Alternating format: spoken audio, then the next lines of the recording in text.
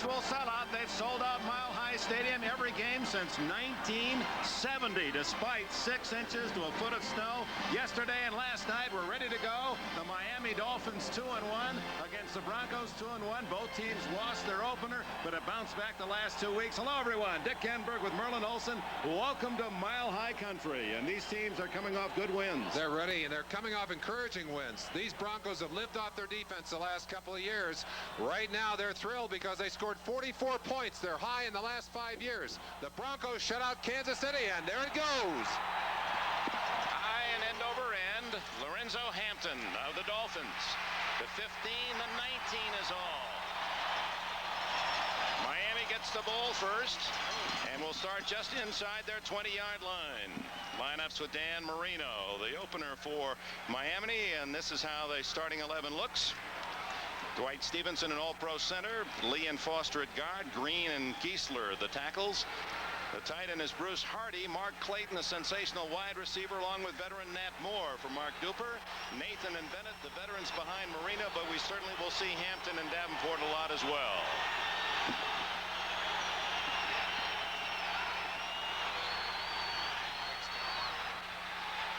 Marino out of the backfield to Nathan, who's down after a 2-yard gain at the 22. Defensively, the Orange Crush, and they can call themselves that now. They worked that out, a little off-the-field negotiation. Carter, the veteran nose tackle, with Chavis playing in another game, his second longevity in Bronco history.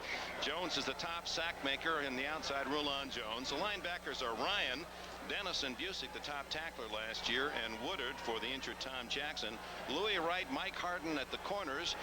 Steve Foley and Dennis Smith. Smith is back in the lineup after suffering a shoulder injury in the opener against the Rams, and for the first time that defensive back four intact, and that pleases Dan Reeves. 2nd and 8 for Miami. Nathan, and he's corralled after a gain of 3. It'll be 3rd down and 5. Let's go back and look at those matchups for a second, Dick, at offense against the defense. Big play man, Mark Clayton. They'll be trying to get him deep today.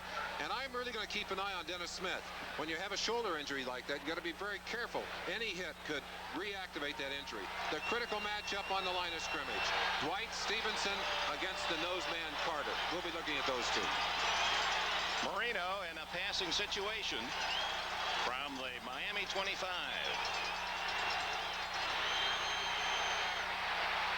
Pressure, and that's the first time Marino has been sacked this year, and credit Andre Townsend with it.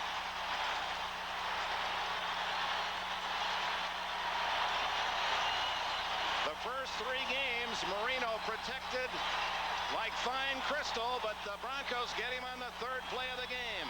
Number 61, Andre Townsend, will come from the right of your screen. And they've got a hot receiver out, but they couldn't get that ball away. Marino's quick release did not help him there. Reggie Roby averaging 45 yards a punt. The deep man is Will Hyde at the 35 for Denver, and what a kick by Roby. A high spiral to the 30. Will Hyde, 35. Over his own man to the 42-yard line. The Broncos will begin at their own 42. A 50-yard punt by Roby, a dozen yards on the return. John Elway brings the Bronco offense on the field in good field position at the Bronco 42. Bryan, an outstanding center with Hood and Howard at guard. Studdard and Lanier the tackles. They use the H-back system, 2 tight ends here in Denver. We'll see Kay and Wright bookending that line with veteran Butch Johnson and clever Steve Watson on the outside. And the single running back, usually Sammy Winder, number 3 in the FC rushing last year, behind Elway. But they start with 2 backs and move Steve Sewell, the top draft choice out of Oklahoma. That's Sewell to the far left. First down at the 42. Winder, a good hole, and he has about 5 to the 47 before Mark Brown can make the tackle for Miami. Killer bees, and they were that to Kansas City last week, shutting out the Chiefs. Charles, a bright young nose tackle with a top sack maker, Betters on one end and veteran Kim Bokamper the other. The linebackers Shiver, Brown, Ship, and Brzezinski his first start since a long holdout. Judson and Langford are at the corners. Brown and Blackwood, Glenn Blackwood at safety. 6 Bs among the 11 starters on defense. 2nd and 5. Elway to Sewell and a first down at the 40-yard line. Steve Sewell, his second catch in the NFL. The top pick out of Oklahoma by the Broncos, and Dan Reeves indicated yesterday he wants to use this man more.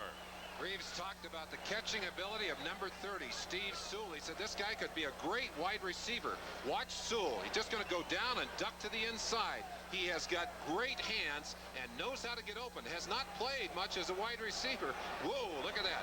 Boy, they nailed him, but he has fine moves and excellent hands. That was Bud Brown who made the hit. Sewell now is way out to the right side, and Butch Johnson in motion. Elway to Winder inside the 40 and slices to about the 38-yard line before Bob Brzezinski can make the tackle. Here, no score early. Now let's go to NFL 85. All right, Dick, with Jim Plunkett out and then Mark Wilson having turned an ankle, in comes rookie Rusty Hilger. His first attempt, his first completion, his first touchdown to Todd Christensen. Then they get an interception return for a TD to up their lead to 35-20. Here, no score early. 2nd down and 7 for the Denver Broncos at the 38-yard line. Sewell in motion. Winder's going to throw a pass, and not a very good one, that falls in an empty spot at the 15-yard line. Watson and Sewell were both there, but Winder shot putting that ball downfield.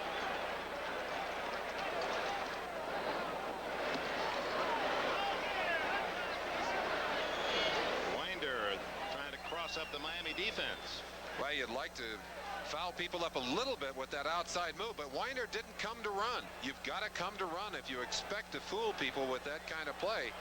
That was indeed a shot put into open spaces. From the Miami 38-yard line, 3rd down and 7. Out of the shotgun for the first time, Elway. Using his mobility, going for Clint Simpson. Incomplete. Clint Sampson had a possible touchdown, couldn't hang on. He was trying to keep his feet in the end zone, may have taken his eye off the ball. Very nearly 6 for Denver. Sampson has a touchdown in each of the first 3 games. One of the things that Elway has, quick feet. He can get outside. He loves to run and throws well on the run. This is right on target, but the ball is batted away at the last instant. You saw it right there. That's Langford, number 44, Paul Langford, and without that tap, would have been a touchdown, Dick. Chris Norman to punt. And the ball kicks into the end zone. It'll come out to the 20-yard line for the Miami Dolphins. No score. We played almost 5 minutes of this first quarter in 29-degree temperatures at Mile High Stadium in Denver. Dick, I believe I said at the top of the show that the Dolphins, or that Denver had shut out Kansas City. Of course, that was the Dolphins, and they've been looking for their defense for quite a while. They've been living off the strong arm of Marino, but they shut out a strong Kansas City team last week. They've been averaging Kansas City over 40 points a game. They found their defense. Let's see, of course, how they're going to do in this game. Right now, though, it's Denver's defense. Marino with more left and Clayton right. Woody Bennett for 3. Down at the bottom of the pile, 52, Ken Woodard from Tuskegee Institute. Other scores in the NFL. Tampa Bay has lost to the Lions 30-9. And they're in overtime in Philadelphia. The Giants and the surprising Eagles are tied at 10.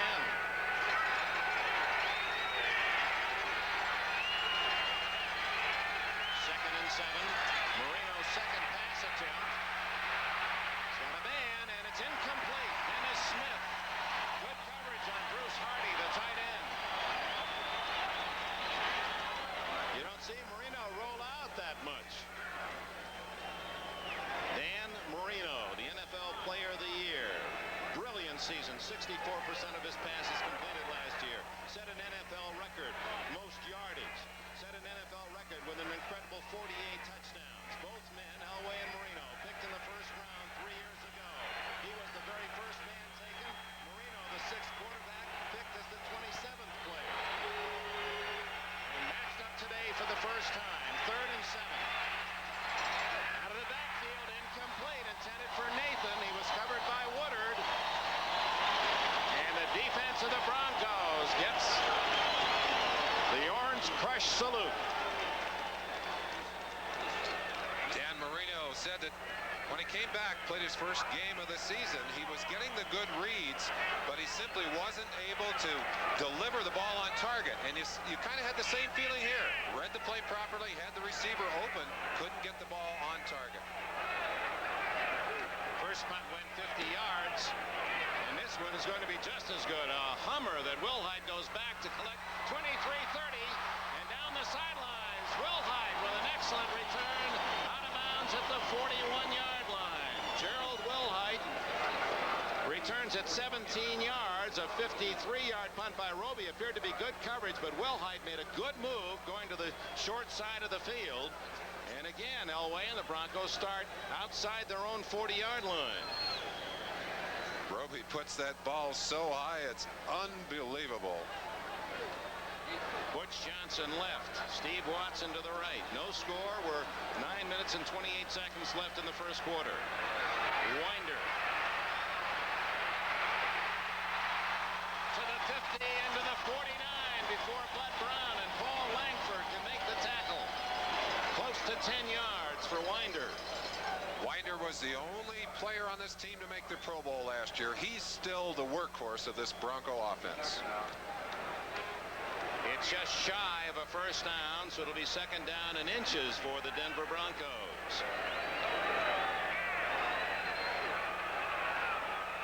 We welcome those of you who have seen the Kansas City Chiefs defeat the Seattle Seahawks 28-7 here at Mile High Stadium in freezing temperatures. No score early, 8:45 left first quarter. 2nd down and inches, and Sammy Winder slamming forward for a first down at the Miami 46-yard line. Betters and Charles and Beaucamper all there to make the stop. The first 2 times that the Broncos have put their hands on the football, they've started in good field position. Sammy Winder getting up to get him a first down. They picked up an opportunity here on about the 46. Let's see if Elway doesn't try and capitalize with a pass. Winder, the lone setback. It's Winder again. Trying to pick a hole and ducks into about the 43, a gain of 3. Jackie Shipp from Oklahoma and Bob Brzezinski, who played his football at Ohio State, make the stop. We'll be keeping an eye on both those players. Brzezinski just came into camp a week ago yesterday, Dick. And Jackie Shipp, who was called by Sports Illustrated the bust of the NFL draft of '84, has come on to where they're talking about him now as being the critical player in this Miami defense. Both of them in on that last tackle. Gene Lang, 33, joins Winder in the backfield, and Elway doesn't like the call, and the Broncos will spend an early timeout. Comes with 7 minutes and 32 seconds remaining in this first quarter. Other scores, a final, and that was after the Redskins jumped in front 10-0 in the first quarter, and the Bears then had a kickoff return by Gauld of around 100 yards, Willie Gauld, and they just used that kind of speed as an indicator and roared past the Redskins, who are now 1-3. We talked to those Redskins back there. They said they don't play well till their backs are against the wall. Well, this is it. This is it. 1-3. Yeah, time to go to work. We talked with both Don Shula yesterday and Dan Reeves, the head coach of the Broncos, about comparing Elway and Marino. And it was interesting that Elway, despite the strength of the arm, it was Shula talking about his feet that worried him most. He talked about the scrambling ability of Elway. And of course, Elway on that last big play in the first drive got outside to do some nice work. There are about 4 or 5 different areas in which you compare the quarterbacks, and we'll take some time to do that for you a little bit later, because I think it'd be interesting to you to hear what these 2 coaches had to say about not only their own quarterbacks, but about the opposing quarterback. Orange, the dominant color here in Mile High Stadium. Very rarely will you see an empty seat. 75,000 plus. The 111 sellout. 2nd and 7. The give is to Gene Lang, and Lang from LSU, an 11th round draft pick last year, is dropped for a loss by Mark Brown. Brown shooting through. He played his football for the Boilermakers of Purdue. Gene Lang had a big week last week, surpassing his total yardage for NFL carries, but not able to go anywhere. That was a nice slicing move by Brown, who penetrated deeply into the backfield, simply wasn't fooled by that misdirection play. There's Lang's numbers, almost twice as many as he collected all last year as a rookie. Elway facing 3rd and 11. Blitzed by Sowell, but look at Elway move out of the pocket and go long. It is Butch Johnson, incomplete, broken up at the last moment. But Brown, number 43, and that's twice that Elway's receivers have had the ball almost in their hands, only to see it knocked away by a Miami defender at the last second. You'll see here why Shula is afraid of the mobility of Elway. Look how much extra time he gets with that scramble. And then that powerful arm throw. Watch it right here, though. Bud Brown at the last second, cutting in front of the receiver and batting that ball away. Good defensive play. Chris Norman to punt. His first went into the end zone. Short. It's it toward the sidelines, and it kicks out of bounds at about the 11. Out of bounds, 11-yard line. So it's a good kick for Norman, and the Dolphins once again will start deep in their own end. They've had 3 possessions. They've started at the 20 twice and now the 11, whereas Denver's 2 possessions have begun outside their own 40-yard line. Field position critical in a game like this. Dick, let's talk about those 2 quarterbacks. Let's talk about the 2 quarterbacks and what these coaches had to say about them. It was interesting to me that Reeves was saying that both arm strengths were about equal. On Shula, on the other hand, feels that Elway has the stronger arm. Reeves would give the toss on quickness, of course, to Elway, and Shula, on the other hand, of course, gives mobility to Elway. Marino with that lightning quick arm. There it is, but dropping the ball is Ron Davenport, number 30, the rookie from Louisville, a 6th-round draft pick. He has been a most pleasant surprise. In fact, coming into the game, leads Miami in rushing with 154 yards. Big guy, 6'2" and 230. When he went down to the field for our opener, Merlin Olsen took one look at 3. He said, boy, he's a lot bigger than I thought. He is a huge running back and has surprising speed, good burst speed. Anytime you can get a big man like that who can catch the ball well, who can run well, you've got yourself a find. 2nd down and 10 for Marino. Bennett in motion. Oh, nothing there for Davenport. Davenport found an orange sofa right at the line of scrimmage, and a gain maybe of a yard. Woody Bennett has been pushed into service more and more as an H-back and a tight end because of Dan Johnson's absence from the lineup. Has done very well on that play. Simply ran into too much orange defense. He threw a block, but there were still 2 other Denver defenders to stop Davenport. Now Marino having to shout. Vince Heflin way out to the right side. Down the middle and wide open is Joe Rose, and the tight end has a first down near the 29-yard line. 16 yards, Marino to Rose, who has his 7th catch of the year. You saw Dan shake his head. Yeah, that's what we want, more of that. What a fine quarterback he's been at being able to spot those open receivers. He has great vision and seemed to have it right from the first day. He wasn't someone who had to fight his way into learning to read the NFL defenses. He just seemed to have those great eyes right off the start. 4 touchdowns in 3 games. He was getting about 4 a game last year on his way to 48. Good play action, screen to Davenport, fumbles, and does Denver have it in bounds? Yes, they do at the 25-yard line.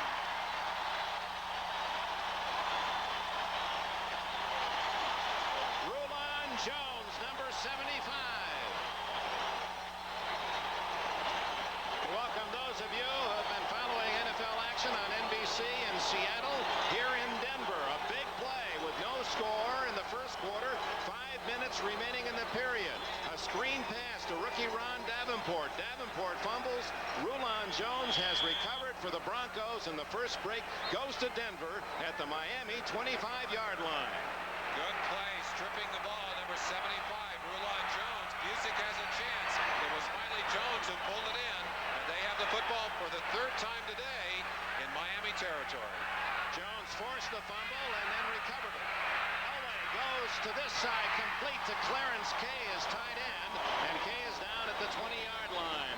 Bud Brown, who has been in on several defensive plays already, makes another hard hit from his safety spot. You get a feeling as you watch Elway for that arm whip. He throws that ball so very hard. Concern here in Denver when so much snow was falling yesterday, because last year in a very snowy Monday night game, Elway was totally ineffective, could not throw the football. He's altered his grip a little bit this year. He's not throwing with as much power in the wet weather. 2nd and 4, and Winder out of a crowd and ad-libs his way for 5. Sammy Winder stopped cold and just spun his way out before the whistle sounded and turned no gain into 3 or 4. He's close to a first down inside the Miami 16. Defensively, you never stop till the whistle blows. Look right there. Betters had a hold of Winder. Could not get him to the ground. Winder just spun out and gets good yardage. That's making something out of nothing. And in turn, Bob Brzezinski made an excellent defensive play, showing good speed to track him down when Winder appeared he might go all the way. 3rd and less than a yard.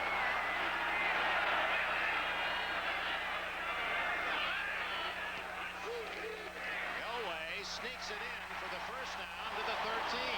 Appeared, Merlin, for a moment that he was having trouble handling the snap. Anytime the temperature drops down below freezing, that ball starts to get hard. That is leather, and it starts to take on a different texture. You'll see more fumbles. You'll see more balls bouncing around today than you would on a warm day. Dallas breaking a 10-all tie in the 4th quarter to win at Houston 17-10, and St. Louis winning 43-28 over the Packers. Saw the Giants won in overtime at Philadelphia. Good blocking for Sammy Winder, and Bud Brown again comes up to make a hit.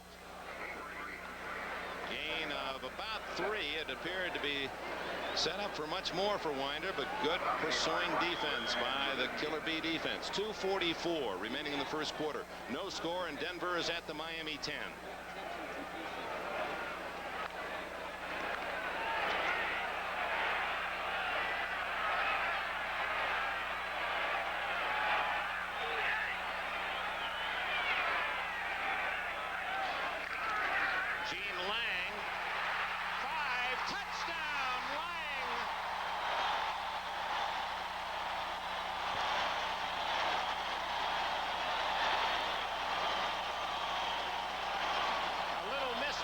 And Gene Lang from 10 yards slams into the end zone. Denver takes the lead. You see the little play, almost a drop play. Lang going back against the grain, took a real shot by number 47, Glenn Blackwood, but kept his balance, threw himself head over heels into the end zone, and the Broncos delight their fans with the first touchdown. Try for point. Kubiak to hold for Carlos, and he's got it. Glenn Hyde with a snap. He's taking over for the injured Keith Bishop. 7-0 Denver. And Gene Lang pleased with his second touchdown as he accepts the congratulations from Butch Johnson and company. Well, if you're a Denver Bronco, you're very happy. If you're on the other sideline right now, Shula would very much like to have kept his team in the lead here, because you can keep this crowd quiet if you do that. There's no question you pay a price when you come into Denver. This is a noisy crowd, a knowledgeable football crowd. They love to be a part of the game, and Dan Reeves and his Broncos have just brought them in very enthusiastically by getting off on the right foot here with a touchdown. Rulon Jones forcing a fumble from rookie Ron Davenport, covering that fumble at the 25, and the Dolphins marching in for the score. Carlos hits it deep. Lorenzo Hampton at the goal line. The rookie from Florida has it. Piece of daylight, and then is tripped up at the 27-yard line. Mike Harden may have saved a very long gain by Hampton. He was just breaking into the clear. Both of these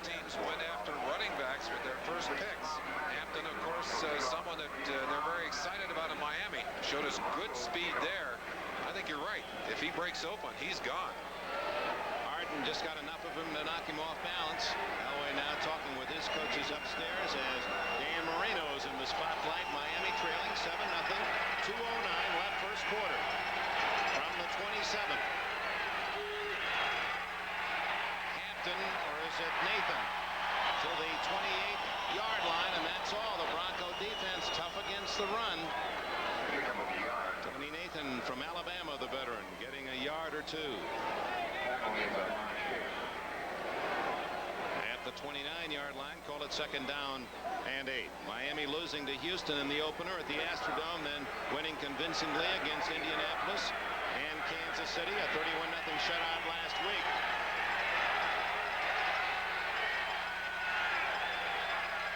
Nathan to the 30 and maybe the 32. Those of you who were not with us from the opening kickoff, Dan Marino, who was not sacked in any of the first 3 games, was nailed on his first pass attempt today by Andre Townsend of the Denver Broncos. Mile High Stadium in Denver. We welcome those of you who have been watching the Raiders in New England. The Raiders down, have rallied in the second half to beat the Patriots 35-20. Here, Denver, after a fumble recovery at the Miami 25, Gene Lang scored on a 10-yard run. They lead 7-0. We're in the final minute of the first quarter. Marino, 3rd and 5. Down the middle and wide open. Nat Moore, the veteran. Dennis Smith can't get him. Moore has a touchdown.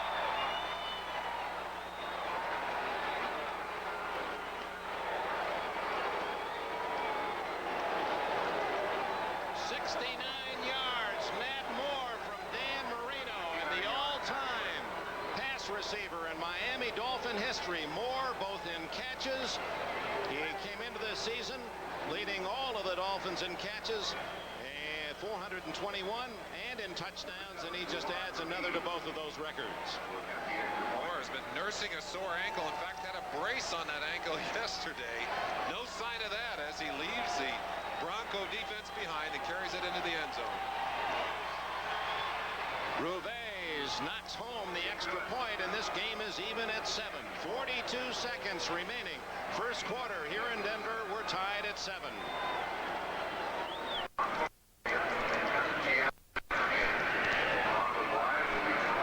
Dan Marino, his 73rd career touchdown pass in just 2 years and 4 games, and that's the kind of offense that has excited the Dolphins, well, right down to the man himself on the sidelines, Don Shula, since Marino took over. 74 yards in 3 plays, a 69-yard strike to Matt Moore.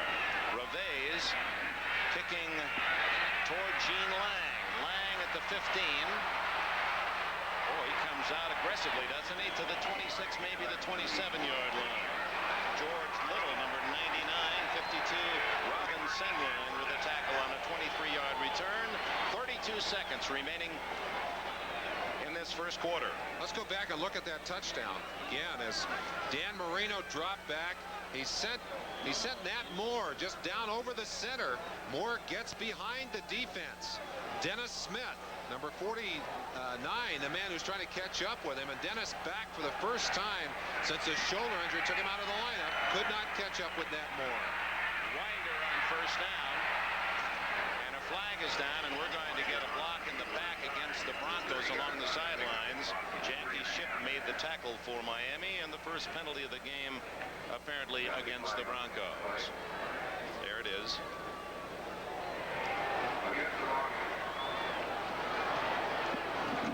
Gene Barth is our referee this afternoon. Sounded like Clarence Kay through all that feedback through the public address system. As Kay, the second-year tight end from Georgia.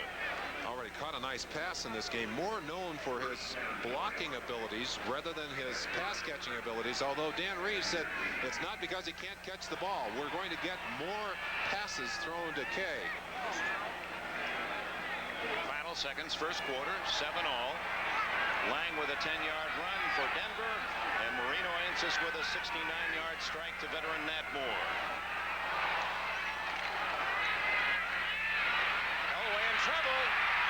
Down flag as Kim Bocamper, the veteran from San Jose State, from the backside downs Elway, and we may have a hold as well.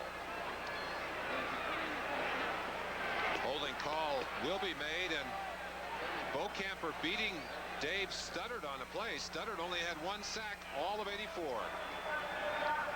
Penalty will be declined. Second down. And Reeves, as is the case with Don Shula, the vice president and head coach of his team, and the AFC Coach of the Year with his excellent 13-3 mark last season. 9 seconds left in the quarter. Elway in the hole. Second down and long.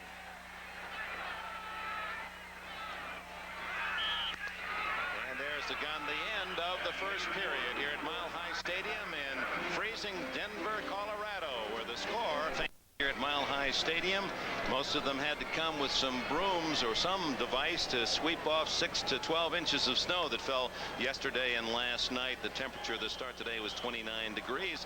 There are the numbers in the first quarter. Statistics favoring the Dolphins slightly in yardage, slightly in favor of the Broncos in time and possession, and of course dead even on the scoreboard. Yeah, the one play 69-yard pass was the one outstanding statistic of the quarter. Elway second down and long, 25 yards for a first down, almost intercepted by Brzezinski. It was in his hands. It'll be third and long for Denver, but first let's go to NFL 85. Dick, at the Astrodome, the Oilers really gave the Cowboys a tussle, but then with less than 2 minutes remaining, Fred Cornwell catches this short pass from Danny White. It's the winning TD. In the process, Dallas sacked Warren Moon 12 times. That ties an NFL record. Dick. All right, Bob, here in Denver, 7-all and 3rd and 25, staring at John Elway. The Dolphins bring in the extra defensive back, Robert Sowell, from his own end zone. Down the middle, almost intercepted, and actually Steve Watson, the intended receiver, broke up the play. Lyle Blackwood, 42, had a much better shot at catching the ball than did Watson. A very dangerous pass thrown by Elway. One of the things you'll notice, and you'll always see it when Elway plays, he throws the ball so hard that it kind of surprises those defensive backs. A lot of times they get it in their hands, but they cannot control it. It happened to Brzezinski just moments ago, and it happened there on that last play. But rolling against your arm and throwing deep downfield on a crossing pattern. Tremendous power. He really can whip the ball.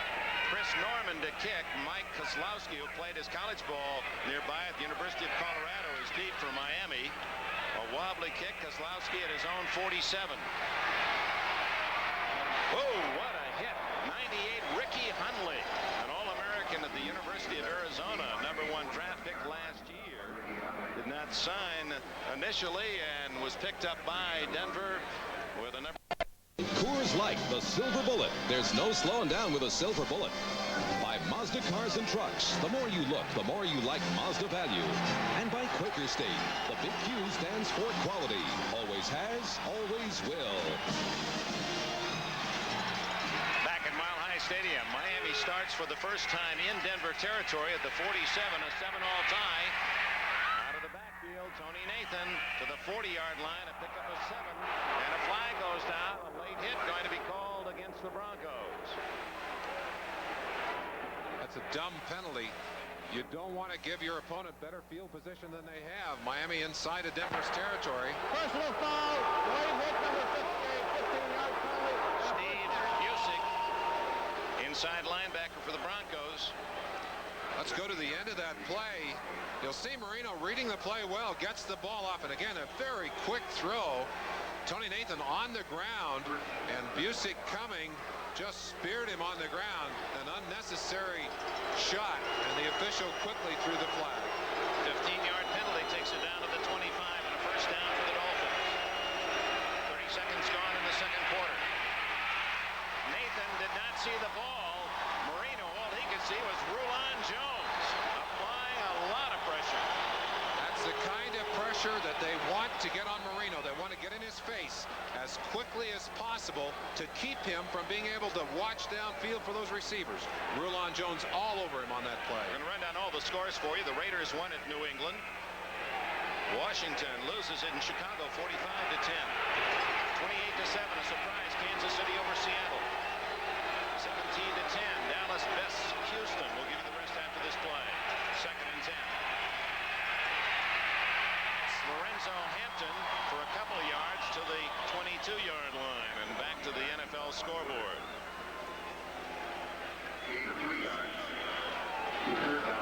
In overtime, the Giants won in Philadelphia. 43-28, St. Louis a winner against the Packers. The Cardinals are tough this year. Detroit a winner at home against the Buccaneers 30-9. 27-20, Minnesota beats Buffalo. 7-0 early. San Diego leading Cleveland out in San Diego. The Jets have a 12-0 lead at home against Indianapolis in the second. They're up to date here at 7-all. 3rd down and 8 for Marino. Moore has a first down and maybe more. Touchdown!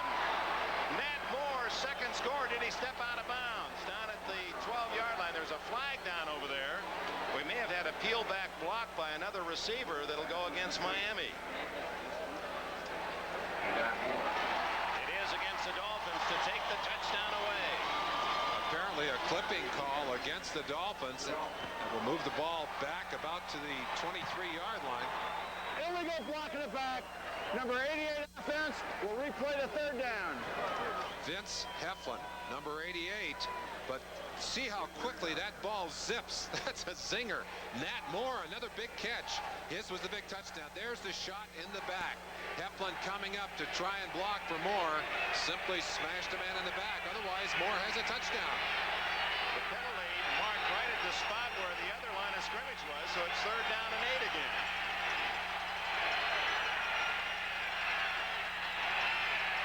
Marino down the middle, and Nathan can't quite get his hands on it. Marino had a touchdown. The pass led Nathan a bit too much as he was open out of the backfield. Nathan going straight downfield.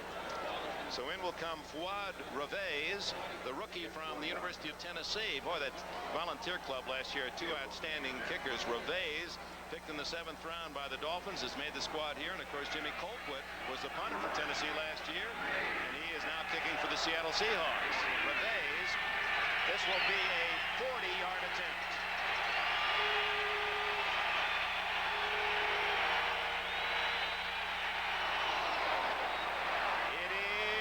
Good. Plenty of distance and just inside the upright. Reveiz hits again. He's 8 for 9, and Miami leads coaches in the NFL. Joe Collier for so many seasons here with the Denver Broncos. And Don Shula yesterday complimenting Collier. They've got to get into his mind if I'm going to beat Denver today. You see his book. He's got all the different varieties of plays that the Dolphins run, and he's reviewing right now. Of course, wants his defense to tighten up a little bit. Marino exploiting them on a couple of deep passes here very quickly. Gene Lang and Vance Johnson are deep as Reveiz kicks a low skidder. It's Vance Johnson. He's got brilliant speed, and he's knocked out of bounds by the kicker Reveiz at the 38-yard line. He had a long touchdown catch last week. Miami matched against Denver. The Dolphins lead 10-7. In the cold weather as a player, how did you accommodate yourself? What did you do to protect? I was one of the strange ones. I wore the same outfit in temperatures like this as I did in 100 degrees. I would put on a full t-shirt as opposed to a half t-shirt, and when it got down below 0, I wore some gym trunks underneath. But most players today will have thermals on, will have something to try and keep them warm.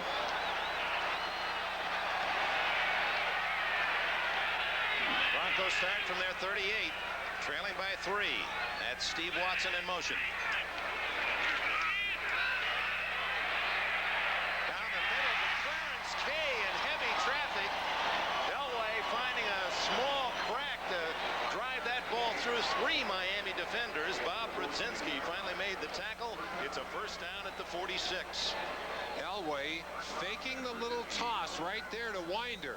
Now this is a planned rollout, gives him a little extra time, and I think he threw that ball to James Wright, 87. Went right over Wright's head and into the arms of Clarence Kay. Made an extra 5 yards in the process. 17 yards on the throw. James Wright, the H-back, and then he'll stay in to block for Elway. Screen to Lang, and a flag is down. Incomplete on the toss. And We've got a hold against the Broncos. Second time today that the orange-shirted offensive line has been called for a holding. Paul Howard very close to where that flag went down, but let's let the official call it. 60 offense, holding. You defensive lineman, you know the middle hold. You know it was Howard. Yeah, they call Howard Buns. That's short for Paul Bunyan. You see him right at the right-hand side of your screen. He's almost tearing the shirt off of that defensive lineman. That was Doug Betters, 75, coming in from the outside. Paul Howard had his shirt locked up, just about pulling it off his back. First down and 20, Denver. 12.5 minutes left in the first half here at Mile High Stadium. 75,000 fans. Again, it's 10-7 Miami. Elway off the fingertips of James Wright. Wright out of bounds there at the 50-yard line, but he didn't have the ball with him. On the far sideline, the signals are going in from the defensive coordinator, Chuck Studley. Is that Studley? Kind of hard to see. That's who's signaling in the defense. Studley, of course, calling the defenses. That was not Studley. But those calls go into Glenn Blackwood, 47. Blackwood, the man who is responsible for feeding the defensive changes to this secondary. In this particular situation, they've got long yardage personnel on the field. He's come off for the sideline. Wow, Blackwood, his brother, older brother, is in the deep safety slot. Second and 20. Elway scrambling. And will duck out of bounds. Doug Betters had a beat on him. He's out of bounds at the 44-yard line. Betters, what a player he is. A Pro Bowler last year, picked in the 6th round out of Nevada, Reno. He played in this part of the country 3 years at the University of Montana before he went to Nevada, Reno. Makes his home up in Whitefish, Montana. He's the best pilot in Whitefish. Well, I'd say they don't have that many up there. He's a good skier too, and yesterday as we were standing out in that snow, he says, did you bring your boards with you? And I said no, but you could sure ski on a day like today. Third down and about 18. Now make that 20. It is third down and 20. Elway in big trouble, and he's swallowed back at the 31-yard line. Two backup linemen, Mac Moore 91 and George Little 99, get the sack and a 13-yard loss. They put two of those youngsters in there when they put the 4-man line rush in, and they both got to Elway. Elway likes to do what I'd call a Tarkington roll. He'll start one way and roll out the other way. Got his feet tangled. Otherwise, I think he might have been able to outrun those defensive linemen. Chris Norman, his 4th punt already today. Kozlowski deep at the 29 for Miami. Fair catch, Kozlowski at the 31-yard line. Now Miami will start at its own 31 with 11 minutes and 43 seconds remaining in the first half. Dolphins 10, Broncos 7. Nathan, some running room, and he slams across the 40-yard line and close to a first down. 9 yards for Nathan. And that's a real battle of wits between those two. Shula, of course, calls the offensive plays, although Marino calls a few. Collier calls the defenses. And Shula, when he has all of his tools so bright in the way he plays, there are the signals going in from Collier. Very sophisticated defense. I think Shula just saying, do what you want. That's what it looked as if it looked like it is a confusion as to who is going to stay on the field. They'll be lucky to get this one off in time. I think he's going to audible. There it is. Second and 1. Actually a first down. Nathan made 10 on that first down carry. Marino almost caught by Hardy despite the fact he lost his footing. Hardy down on the grass and still almost pulled it in. He was a great athlete in these parts up at Utah, was Hardy. little bit of a smile from Marino. You know, it's amazing that this turf is in such great shape. Last Monday and Tuesday, they had the Bruce Springsteen concert here. There were 19,000 folding chairs down on the field. And the next day, they had to go out there. You can see a little bit of a track running out across. It's just kind of a semicircle. That's where all the people walked. That was kind of an aisle where they could get to their seats. But they did an amazing job of getting this field back together for this game. It's in beautiful shape. Marino under pressure. Incomplete to Nathan. Ricky Hundley and Steve Busick were there for Denver. By the way, Rick Dennison, an ankle injury, and they'll check on him at halftime. But in the second quarter, Ricky Hundley getting an extended chance to play. He's been crying for just that. Hundley, number 98 for the Broncos. Hundley in much the same position as Jackie Shipp was. Both of them trying to learn how to fit in with a complicated defensive system of pass defense. Marino testing just that. Matt Moore moves into the backfield with Nathan on 3rd and 10. Good protection and the bomb for Clayton. Too far. Dennis Smith and Louis Wright on the coverage. So the Dolphins will have to punt as Marino goes for the long bomb and fails. One of the things you're going to see today on the line of scrimmage is Carl Mecklenburg, number 77. Watch him right here. He's faking a three-point stance, and just before the snap, he'll drop back into coverage. Watch him now as the ball is snapped. Mecklenburg looks like he's coming in and now drops back into coverage. One of those things, the quarterback thinks he's going to get one thing and then a different coverage. Roby nails it high and to the sidelines and out of bounds. They'll mark it at the 16, 18-yard line. First down, Denver. And the call is to Wilder, Sammy Winder, who gets across the 20 to the 21-yard line. We pause briefly for station identification. This is the NBC television network.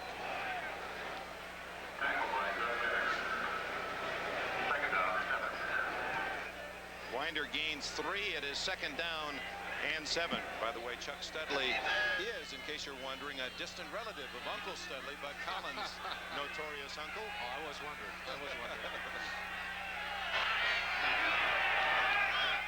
Gene Lang joins Sammy Winder in the eye behind Elway.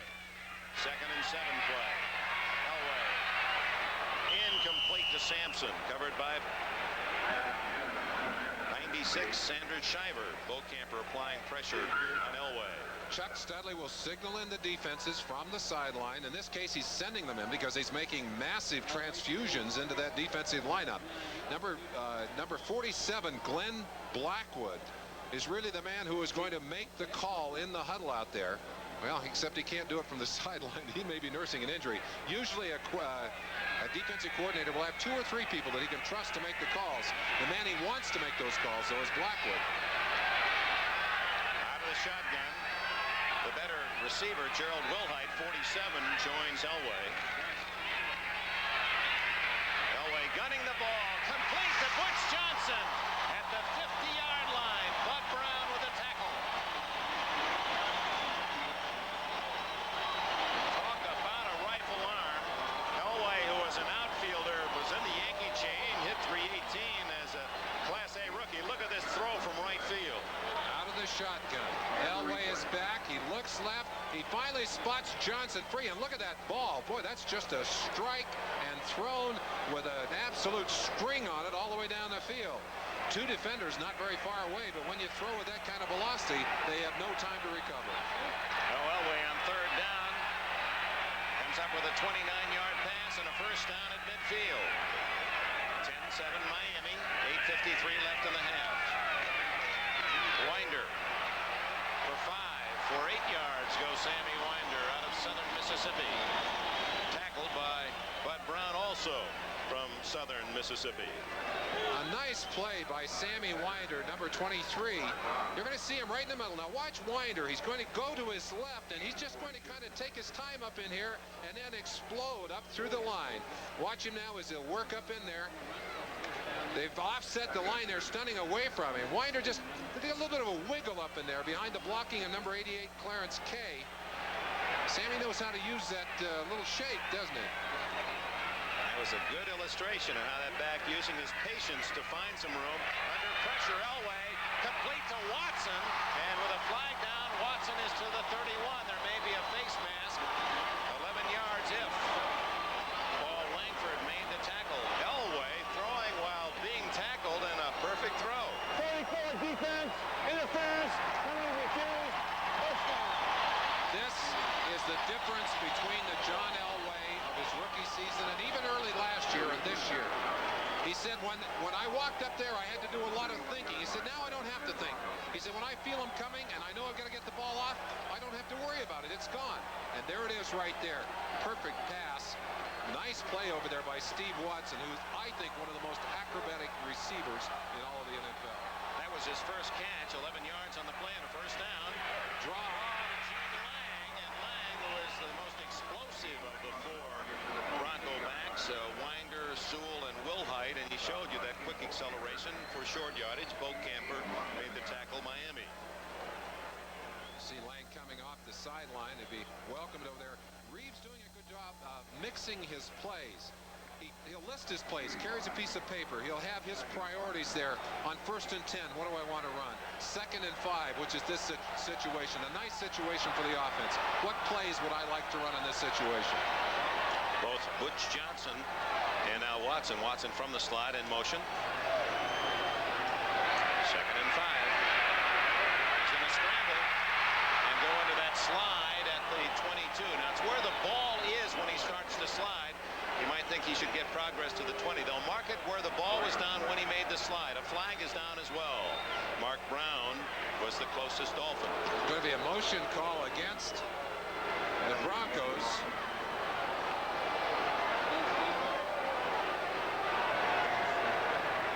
Illegal motion, offense, number 81 went in motion before the second man set. Illegal shift on number 81. Now this can happen to you. It's such a complex offense. Now you can't have two men moving at the same time. Steve Watson has to wait until Jim Wright, who's the H-back, settles down into his position. He didn't wait long enough, and they get the 5-yard penalty and neutralize a nice gain on Elway's scramble. 2nd down and 10. Wilhite in the backfield. Elway over the middle, complete to Lang. Gene Lang is down to the 6-yard line. 1st and goal, Denver.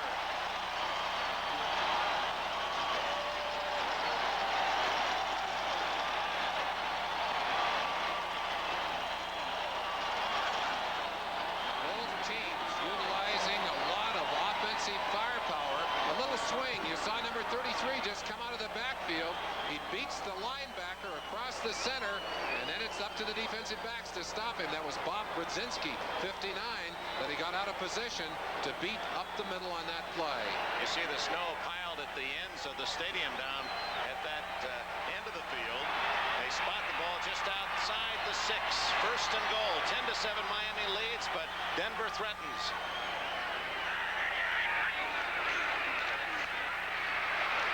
Winder. Touchdown.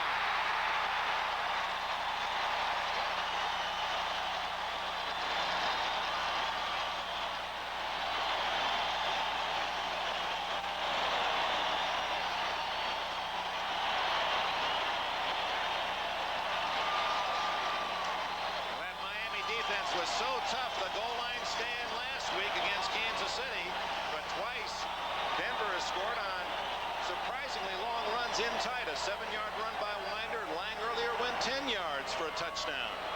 Winder's just going to go to his left. He gets outside of a few people, and then he cuts inside of a very nice block by Winford Hood. 74. Oh, that was a pretty block. Rich Carlos hits the extra point. And with 5 minutes and 32 seconds remaining in the first half, the score here at Mile High Stadium. She has some great fans in the Rocky Mountain area. The Broncos lead 14-10. Lorenzo Hampton is going to run it out. The 10, and he pays for it at the 14. Daniel Hunter, number 25, and Roger Jackson, 28. Baseball, the final week of the American and National League Series. course, NBC, your home for the new 4 out of 7 playoffs. The Mets beat Pittsburgh today 9-7, trailing by 4 behind St. Louis. The Cardinals lose to Montreal, so the Mets cut the lead to 3 and go to St. Louis to play 3. Cincinnati beats Houston 5-0. The Reds' hopes are slim. The Dodgers trail 1-0 early on the West Coast. We'll check the American League in a moment. From the 15-yard line, Marino trailing 14-10. Down the middle, Nathan all alone. Can they catch him? 40. Woodard can't get in. Yes, he does. Ken Woodard, a linebacker. The ball is down at the 12-yard line. The ball is down at the 12-yard line as Nathan caught by linebacker Ken Woodard. A 75-yard play.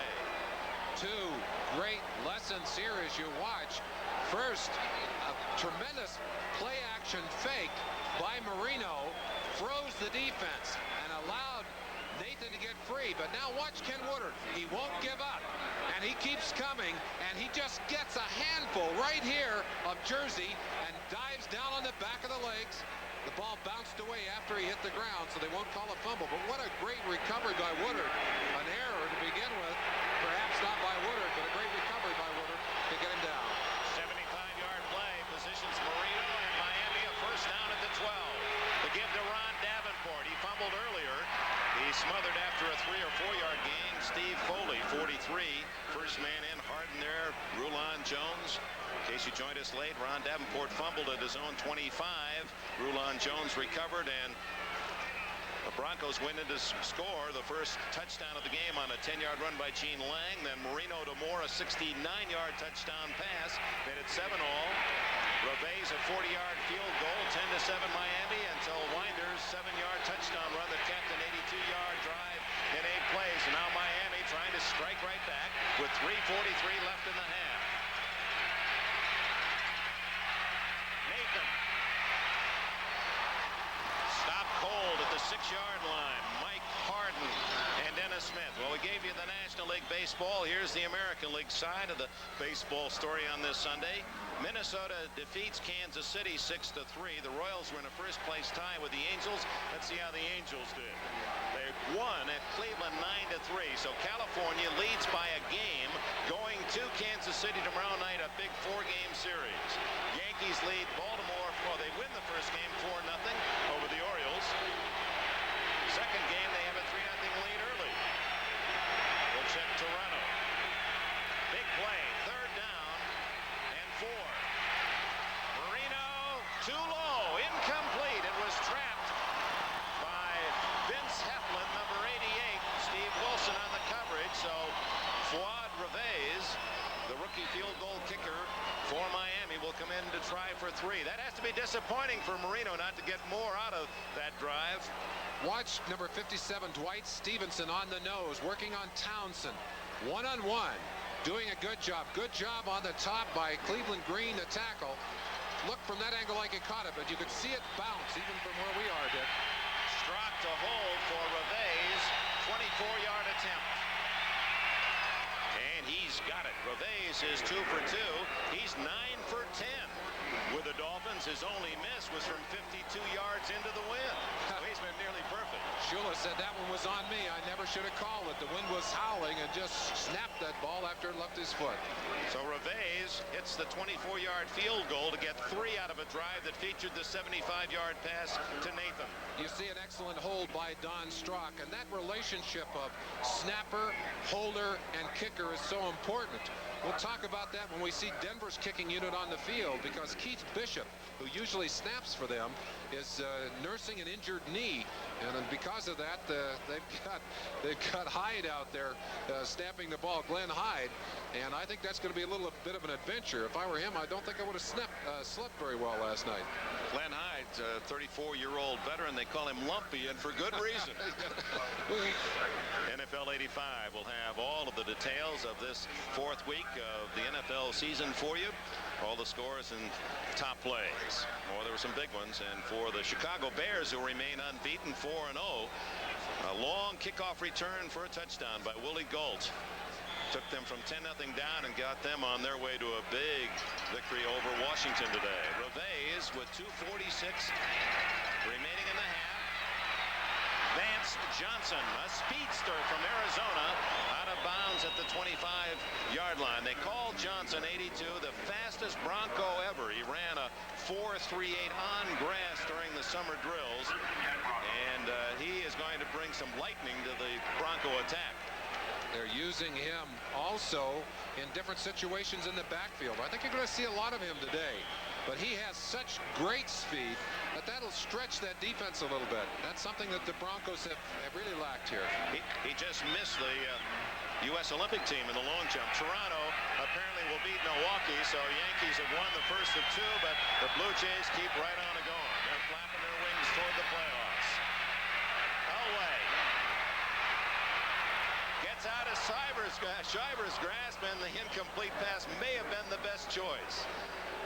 James Wright, 87, the target. A good battle going on the nose. Billy Bryant, number 64, the center right here, working one-on-one on Big Mike Charles, a nose tackle. You get a chance to watch them. Let's look at him right now. Very critical for Bryant to control that nose man. Charles has got a little bit of a size advantage, but Billy keeps good position on him. Just stay, hey, you're not getting to my quarterback. Running him back and forth in there. Just like basketball, trying to keep your man away from the basket. 2nd and 10, 2:29 left in the half. Elway breaks out of the grass. Now he gets a block. Oh, what a block by Lang, and it's incomplete upfield to Clarence Kay at the 45. Boy, Elway doing a great job of extricating himself from the Miami pressure. Chuck Studley said before the game, the key for us is controlling Elway, containing him, keeping him in the pocket. Well, they haven't done it here. He's pulled away twice and gotten away from short tackles. Watch him here. 2 men he gets away. That was Charles, 71, the last one. There was the block you talked about. Right there, and now, oh, what a shame. He gets free, gets some time, gets an open receiver, and drops it short. That's frustrating. It'll be 3rd down and 10 for the Broncos at their 25, approaching the 2-minute warning. Elway came through with a critical 3rd down completion. Remember, to Butch Johnson the last possession, and that went on to a touchdown to give Denver the lead. This time it's to Vance Johnson, and he dives close to the 1st down. That's going to be a little shy, however, at about the 34.5. Paul Langford was there for Miami. You'll hear this crowd yell. They'd love to see him hold it down here. Go for it. At first, in Denver, which are around 30 degrees. A dandy first half, and the Broncos leading 14-13 with 2 minutes remaining.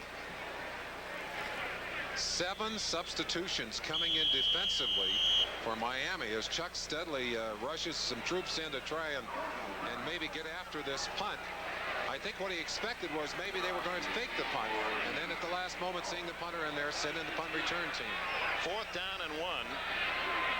Norman slicing one, and it's Blackwood with a fair catch and bobbles and holds at the 25-yard line. Glenn Blackwood and the Dolphins with 1:53 left in the half. That's a lot of time for Dan Marino, who's hit on 2 big bombs today. One 75 yards to Nathan, another 69 yards, and that one for a touchdown to Nat Moore. Let's check the late games along with this one, where it's 14-13 Denver over Miami.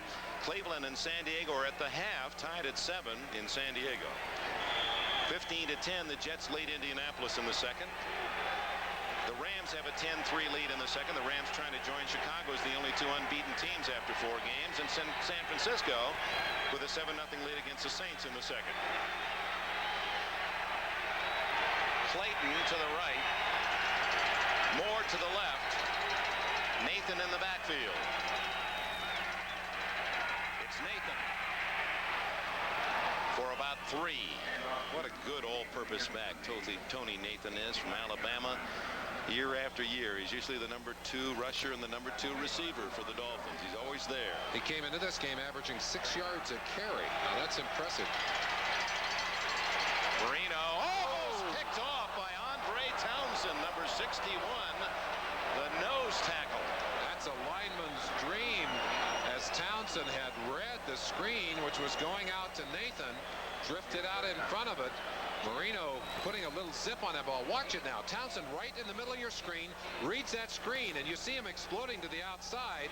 That ball right into, that's Heartbreak City. He could see the goal line there. Townsend, the second-year man from Mississippi, nearly had 6 big ones for Denver. It's 3rd and 7. 4 wide receivers. Blitz. And Marino reads it, gets it off to Joe Rose, and a first down at the 37-yard line. And if there is one thing that separates Marino from so many other quarterbacks in the league, it's that ability right there to read and get the ball off so quickly. Elway, highly heralded out of Stanford, the #1 draft pick. Marino, he was the 6th quarterback taken, although a first-round pick. Look what's happened. 84, 9 yards per pass. Elway 6.84. And the numbers are reversed at 85. Marino's have dropped over 2 yards, and Elway's have gone up significantly. Marino not able to get the ball as deep without Duper in the lineup, and Elway getting more confident in the deep game all the time. First down, 14-13 Miami trails. Down the middle to Rose, and Mike Harden blindly reaching out, and the ball was there, and he was the right man in the right spot for the Broncos. Harden from the University of Michigan, where he is continuing his studies in the off year. He's 2.5 years from a law degree. Joe Rose with a couple of big drops in that game last week. He said took a little ribbing and a little booing from that crowd down in Miami. That's a tough catch. He'd spun around. He was on the ground. There was a hand in front of him. That ball was low, but that's still the kind of ball that great receivers catch. 2nd and 10. This crowd in Denver trying to make it tough on Marino.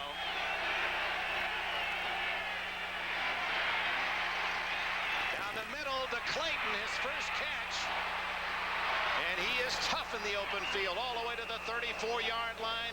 First down Miami. Mark Clayton, who had a record 18 touchdown catches last year. That's his first of this afternoon. They're quickly to the line of scrimmage. Marino is calling an audible. 53 seconds left. Low snap.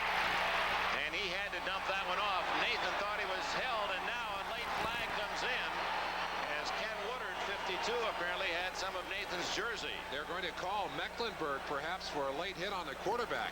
It looked like he had a chance to avoid it. 52 no, it defense. is not 52. You were right. Well, it could have been called the other way, too. That was borderline. They ignored Mecklenburg's late hit, but Nathan appealing, and no one saw it except the official far downfield, and Woodard is ticketed for 5 yards and a first down. Of course, that brings with it a first down and also stops the clock. Mecklenburg blitzing. Now, they're using him in a lot of different positions. They use him at all 4 linebacker positions, moving across the field. They'll put him down anywhere along the line. He came very hard. Nobody touched him.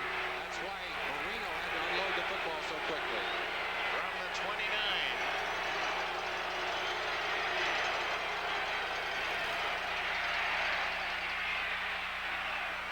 Dennis Smith making the tackle of Nat Moore after a 5-yard gain. Marino calls timeout very quickly to try and save what's left on the clock. That'll leave Miami with 1 timeout. 41 seconds showing. Officially 41. 14-13 Denver leads. Marino, we were asking him yesterday, I said, is it really true that the first word you said was ball? He said, well, that's what my dad says. And his dad had a great influence on him. He was the one who taught him not to take his hand back too far when he threw the ball. He wanted to help develop strong wrists early in life so he could throw the football. He did a good job. He certainly has. If you look at this little picture right now, you see something interesting. It's Strzok who's doing the talking, not Shula, over there in that 3-way conversation with Marino. Don Strzok, a very intelligent quarterback, and he's giving Marino some of the input. I'm sure it's been shared with Shula, and you saw the nod from Don Shula. But there's tremendous value to having a very bright quarterback on the sideline, especially one like the Stroke, and that's his nickname.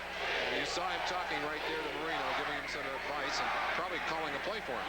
Maybe the best relief man in the NFL, not only because of his talent, but his attitude and experience and how he really works in the system. He doesn't sit on the sideline and pout because he's not playing. 2nd and 5.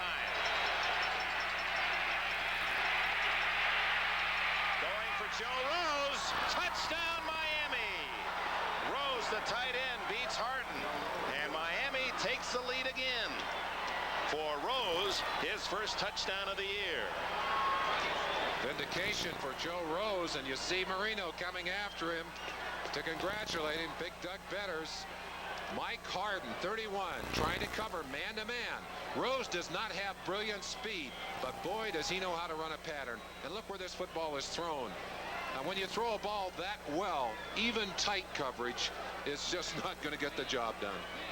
24 yards on the play. Reves to try the extra point. Ooh, low, but it skids through, and Miami leads by 6 at 20-14. Joe Rose grabs a breather here in Mile High Country with 35 seconds remaining before the gun. Last year, Joe was in the hospital and then supposed to have his shoulder operated on. Walked himself out of the hospital. Ended up being in Shula's doghouse for a little while. This kind of play will get him out. You see Dan Reeves on the near sidelines wearing a shirt and tie. That's something new this year. Reeves decided that maybe if he put on a shirt and tie, it would be a symbol of holding in his emotions, not getting quite so excited or as angry. And he said, I'm going to wear that shirt and tie. It just reminds me physically that I've got to behave on the sidelines. Well, he and Elway have a bet, and both of them trying to control their tempers. They have a little bet going between the two of them, $100 every time they lose their cool. I think they say it's about even right now. Both have had a few outbursts, but Elway said he had to give Reeves odds. He said he loses his cool more than I do.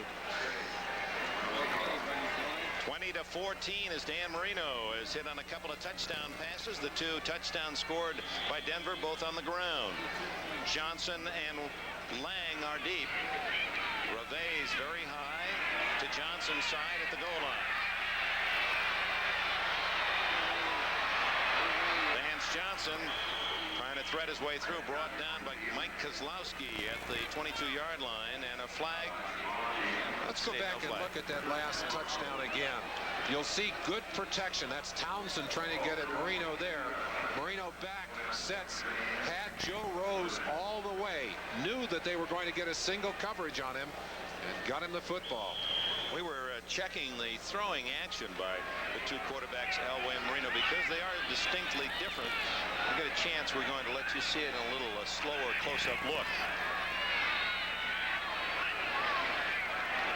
Elway down the middle, complete.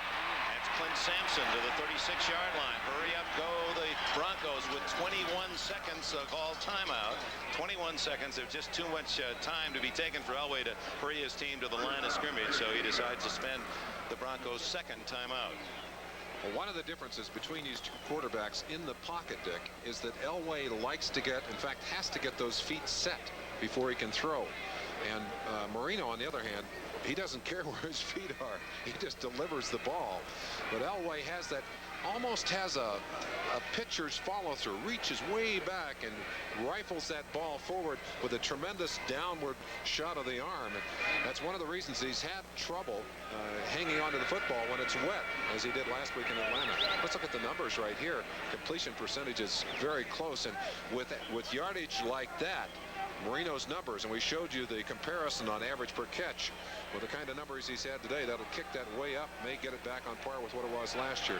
Marino has already had 13 games over 300 yards. Elway, only 2. An interesting stat for the two young men. Of course, it's a different system in Miami and Denver, but that's one number that Elway has in his favor, or that Marino has in his favor. First down from the 36. Elway gunning the ball deep on the sidelines to Watson, out of bounds at the Miami 49-yard line. We talked about the comparison. Both men were outstanding high school baseball players. One was an infielder, Marino, and he throws like one. One was an outfielder and pitcher, Elway. He was the outfielder. Watch, he starts higher, gets way back. He gets that ball cocked way back behind his head and delivers. Look at Marino. He starts with the ball lower, and his move is a much quicker one, more like an infielder's throw, and almost straight back and boom, like a dart. You don't have that reach, that feeling of reaching with that ball that you have with Elway when Marino throws the football. It helps him be quicker with the delivery. Now it's Elway on the rubber now with 13 seconds left. Swain, number 29. Fans thought there should be a flag, and there is one, but it's over on this side of the field, not where that contact was made between Swain and Watson. It's over on the side of the field where Butch Johnson was going head-to-head with William Judson, number 49. Interference, 87. 87? That can't be right, 87. I don't think Shula wants that number. He said, what? Who? There is no 87. There's a 47. I think it was on, well, there's a 47. It could have been on him, but I don't even think he's out there right at the moment. They've got their long yardage defense, their nickel defense on the field. In fact, more than a nickel. Got 2, 4, 6. 87 is Dan Johnson. He'll be activated next week. He said, hey, I got enough problems. Wait till I get in the game. Dan's on the sideline. He said, you can't call it on me. I'm not on the field. 9 seconds left from the 39. Elway looking for perhaps a quick out and a field goal chance, motioning for Sewell to move inside, and Elway going to run.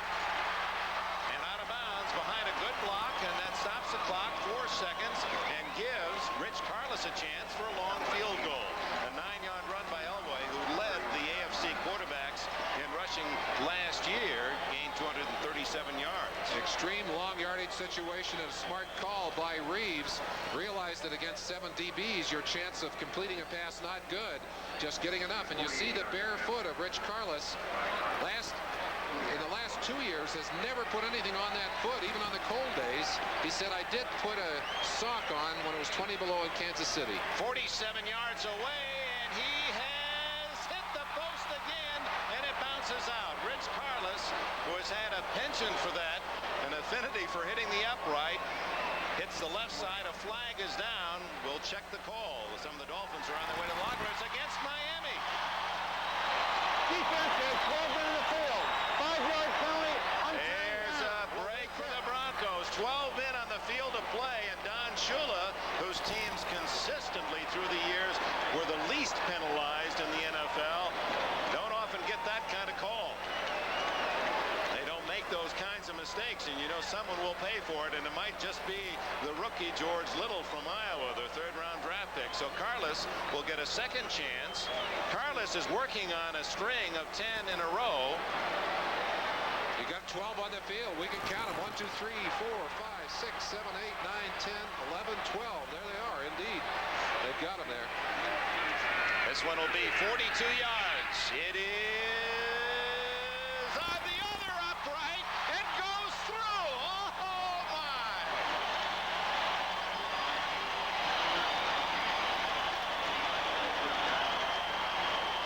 We told you that Karlis had an affinity for that piece of iron.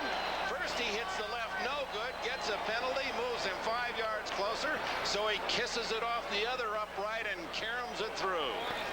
Looking at it from the end zone, you can see how close this one came, just nursing itself over and gets the benefit of the kiss. So that is the end of the first half. Rich Karlis hits his 11th in a row. And the score is now Miami 20, Denver 17. So this Mile High Stadium crowd in Denver treated to a action-packed first half. The long throws of Dan Marino. He had a 75-yard play and a 69-yard touchdown to Moore. The Broncos using their running game primarily, with Elway mixing in a pass when it counted most. And that's the end of the first half. The protected in excellent condition, but the temperature is dropping here in what some of the locals call the real Orange Bowl. It's Orange Day. The Bronco orange very much in display at the intermission. The Bronco from his box, snow flurries starting to fall at Mile High Stadium. He has to feel a bit happier, as do the 75,000 partisans here, with that Rich Karlis kiss off the upright that pulled the Broncos to within 20-17 at the intermission. That does give a team a lift. It gives the team a lift, and I think it frustrates and kind of takes the emotion level down a little bit for Miami as they head into the locker room. But of course, that's certainly not a secure score. A 3-point lead doesn't going to hold up in this game, believe me. The play that I found most fascinating fascinating in the first half was one that did not score a touchdown, got Miami a field goal, but it's a 4-point defensive play for Denver. Nathan breaks clear, but watch 52 Woodard. He saves 4 points because Nathan had a short touchdown. The Dolphins had to settle for a field goal. It's also good to remember that that's the second time today that they were able to get behind the Denver defense, something that has not been easy so far this year. That's right. Nat Moore earlier, 69-yard touchdown was clear, as was Nathan, and he had the speed to get it into the end zone. Denver will get the ball first to start the second half. Reves to kick toward Johnson and Lang. Again, it's toward the rookie Vance Johnson. Right down on an excellent play by Robert Sowell, number 45, the star of the Dolphins special teams. Now they'll start from inside the 20-yard line. The first half statistics. Statistics, as you might expect, quite even in the ball game, although the Dolphins, with those two big plays, have the edge in passing yardage and total yardage. In passing numbers, fairly similar. Both sides, turnovers. A big turnover for the Dolphins that hurt them. And of course the score, 20-17, with Denver leading. Miami leading 20-17. Miami leading, I'm sorry. Butch Johnson in motion. Hey, big hole for Sammy Winder, and he has a first down at the 31-yard line. Finally wrestled out of bounds by Bud Brown. Why, Winder and Brown, who were teammates with the Eagles at Southern Mississippi, they have encountered one another many a time in this game. A wrestling match going on. You've seen Winder use that little shake as he gets up inside, gets away from Glenn Blackwood, number 47, makes good yardage on the play. Bud Brown does do a good job of necktying him there. He got a hold of him and stripped him out of bounds. Give Winder a couple of more yards. He didn't step out of bounds till he was to the 33-yard line, a gain of 15. Steve Sewell is out of your picture, wide to the left, and Elway's looking for him. Instead, he goes back across to Watson, and a first down at the Miami 49. Paul Langford, 44, with a tackle. Watson, a free agent from Temple. It's quite an interesting story how he got to Denver. Actually, any team could have taken him. He was not drafted. He said, I knew at that time that Haven Moses was going to retire. He said, I've always had a lot of confidence. I thought, well, I'll go to Denver. I'll replace him. Who knew Steve Watson? Well, now everyone does. He has over 250 catches. At 14, the lead Denver coming into this one. First down, 49. Winder. And there's the play that you marked earlier, Merlin, in the first half. Winder, not at full speed, just stutter stepping, looking for a little hole, and then shooting through for 7. Other scores. These are the late games, and Cleveland now has moved in front of San Diego in the third quarter. The Jets have an 8-point lead against the Colts in the third. The Rams looking for 4-0. Tough game, 10-6 against Atlanta, and San Francisco and New Orleans are tied at 10 in the third quarter. That's a surprise. Trailing by 3, the Broncos in Miami territory, and Winder cut down on a good defensive play. Mark Brown, the third-year linebacker from Purdue, stops Winder just as he was heading into the secondary. It'll be 3rd down and 2. We've mentioned that battle going on the line of scrimmage. Watch 64, Billy Bryant on Mike Charles, 71, and he's getting a little help in there from one of the guards. Well, actually, that's James Wright, Daddy Wright, coming in from his position from the outside. Right now, Bob Brzezinski is over there on the far sideline. You've got to wonder how long this game is going to be. I don't think he's quite in shape yet over there, Dick. Well, he just joined the club a week or so ago after the long holdout. Winder again has what appears to be a first down. It'll depend on where they mark it. If it's at the 38, that's a first down. Sanders Shiver, Carson Newman, and Jackie Schiff, 2 linebackers, make the stop. But not until Winder had brought the ball to the 38, they mark it a first down. Jackie Schiff has come a long ways, but I was talking to Don Shula yesterday, and I said, now, you mean that Schiff has really mastered this system of working in the secondary and the passing defenses? He said, well, mastered is kind of a strong word to use. I think there's still a little concern. He's still a young man, and he did not play on a team that used complicated passing defenses when he was in college. Steve Sewell in the game, far to the right. Elway going to keep it himself, and to safety across the sidelines at about the 33. That'll be a gain of 5 or 6. Yes, maybe we could catch it on the sideline. They have a kicking net over there to practice their kicking into, and as Elway charged onto the sideline, one of the photographers thought he'd get out of the way, ran right into the net, looked like a fish being snatched up out of the water over there. Get him in the boat. Yeah, they got him and drag him in. Smart play by Elway, nothing downfield, again using those quick feet, and his mobility has been a big difference in this game so far today, Dick. Trailing 20-17, it's second down and a short 5. Ball at the Miami 33. Elway, quickie outside to Wilhite, Gerald Wilhite, and he has a first down at the Miami 24. 9 more yards for the Broncos. Shiver made the hit, and the clock stopped with 11:52 left in the third quarter. Wilhite, a first-round draft pick a couple of years ago, and in Denver they've kind of had to bite the bullet a little bit. He has never really come to the kind of stature that they expected out of him. He works hard, he is productive, but he is not the great back that they thought they had drafted. Kind of missed those end zone backflips he used to do early on. This is Gene Lang, 20, and he's to the 19, maybe the 18-yard line. Lang at 5'10 and 196. That's almost the prototype for the running backs for Dan Reeves. They're all about 5'10, 5'11, right at the 195 to 200-pound mark. Well, and he'll rotate them in and out of the backfield. He believes in using a lot of people, as does Don Shula. Both these offensive teams and defensive teams, for that matter, keep a lot of people involved. A lot of substitutions on and off the field. Inside the 20-yard line, Miami's lead of 3 being threatened by this Bronco drive. 9th play of the drive to start the second half. 2nd and 5. Winder. Look at all the blockers. And he's on his way to the goal line and stopped at the 1-foot line.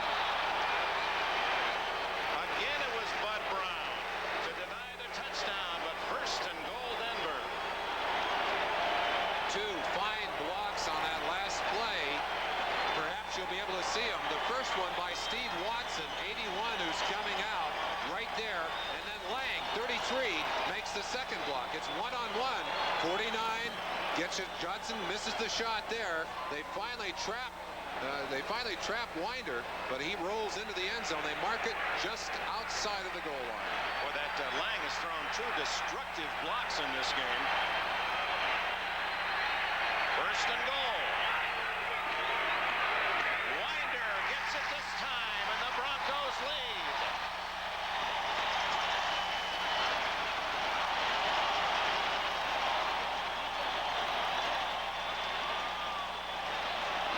He earned it.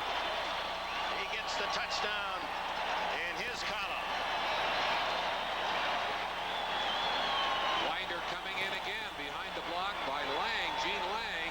Good block by Jim Wright coming over. Watch 87 come out and block to the outside to keep Robert Sowell out of it. And good surge by that good offensive line. Clarence Kay celebrating there a little on the line of scrimmage. White Shoes Johnson took a 5-yard penalty for that kind of thing last week. Carlos misses both uprights, and he misses in the right direction, right down the middle, but a flag is down.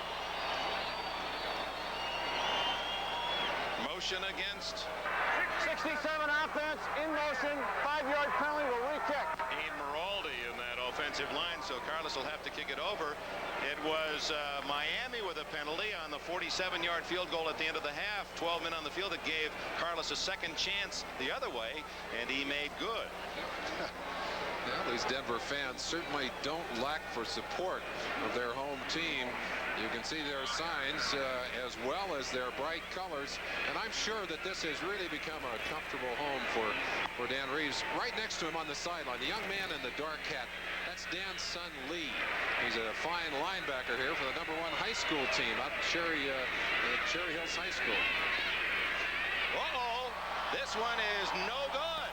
So Carlos, and it appeared that Langford pressuring, but Carlos might have hit just the very top of that upright. That's a significant point. That means they're 3 points out instead of 4. That could be a big... The opening kickoff, marching 82 yards in 10 plays to get the lead 23-20, but Rich Carlos misses the extra point the second try after a 5-yard penalty. Now the kickoff, and he hammers this one high toward Lorenzo Hampton. Hampton from Florida, never played in the snow before, breaks one tackle and another, but he's dragged down at the 15-yard line.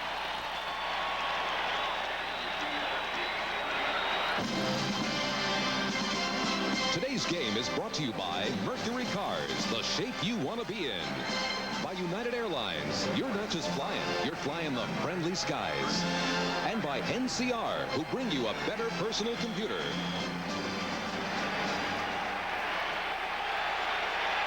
This game that has found each side celebrating short-lived leads now belongs in Denver's side at 23-20. The Dolphins begin from their 14. Marino over the middle to the tight end Bruce Hardy, and he has close to first down yardage at the 24. Now plenty of scoring here in Denver. Let's see what's happening elsewhere. We go to NFL 85. All right, Dick, at the Meadowlands, the Colts have closed it up with the Jets. This pass from Mike Pagel to Pat Beach covers 15 yards. He makes an unscheduled landing on his head, but he's okay. The Jets have already rallied back there at the 30-yard line of Indianapolis, looking to cushion it. So Mike Pagel with a couple of touchdown throws for the Colts today. 2nd and 1. Woody Bennett, veteran fullback, blocked out of bounds by Steve Foley after a first down near the 30.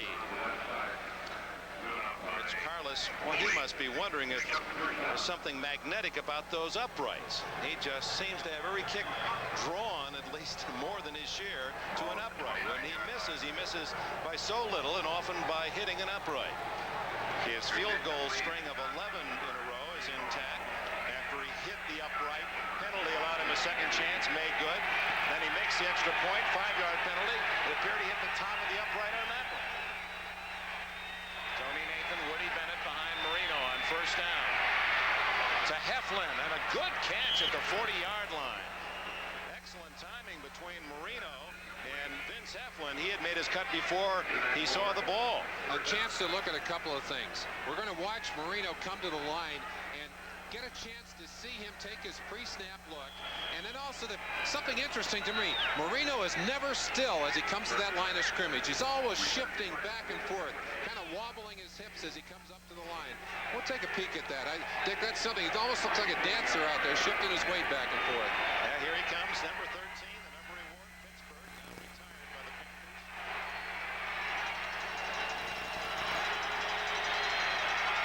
See him rocking back and forth. That one is incomplete. Intended for Duriel Harris, who has rejoined his Dolphin teammates after a year hiatus. Played with Cleveland and Dallas last year. Tony Nathan, we understand, with an ankle injury and may not return. Duriel Harris, I asked him, I said, did you have to get new jerseys? And they said, no, he was here long enough. We kept some. We had 3 of his jerseys, even had one with a couple of pockets for him to put his hands in. He was in Shula's doghouse when he left, but they say he has worked so hard since he got back. I don't blame him. Might be his last chance, Dick. Lessons learned. 2nd and 10. Nathan, I guess he will be back. I believe they were talking about Mark Clayton. It's Clayton who's hurt an ankle. And certainly if that's a serious injury, that would be bad news, because Clayton is that speed man that they've used to get deep. They need to stretch a defense. It's hard with the kind of receivers they got in there. Harris does not have that speed any longer. Nat Moore. It is Clayton. They now confirm that from the sideline. Well, officially Mark Clayton out for the day. So you take Mark Duper and Mark Clayton, the Mark brothers, out of that Miami offense, and it's a different set of receivers, different game plan for Marino, who looks now at 3rd and 11. Out of the backfield, Nat Moore. Good move by Moore, and the veteran skillfully has a first down at the 45 of Denver. See, that was a nice play. Nathan was open too, both over the middle. Speed is a relative thing. when I said they don't have speed, I'm not referring to the fact that they can't run. Nat Moore has speed. He does not have the kind of speed that Duper and Clayton have, but he sure knows how to get open. Runs a great pattern here, uses that quickness to get away from a chance there. It's finally Foley, 43, that gets over and strips him down. But what a nice play, and Miami is driving. Rams now leading Atlanta 17-6 in the third. New Orleans has taken the lead against the 49ers, and that's at Candlestick. Nathan wrapped up by Busick, but not until Nathan had picked up yardage 6 yards to the 39. Marino continues to impress me. 2 big Broncos right up in his face on that play, and he just ignores him. He goes ahead and throws that football. One thing that he does so well is his ability to sift around in that pocket. He seems to just have a second sense about where to move to get a little extra time, and yet keeps his concentration downfield. Into the 24-year-old eyes of Dan Marino.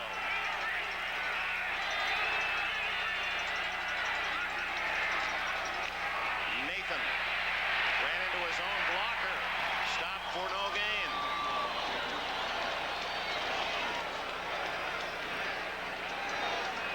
Hunley getting a lot of duty with Dennison out for the entire afternoon. And that's good news for him.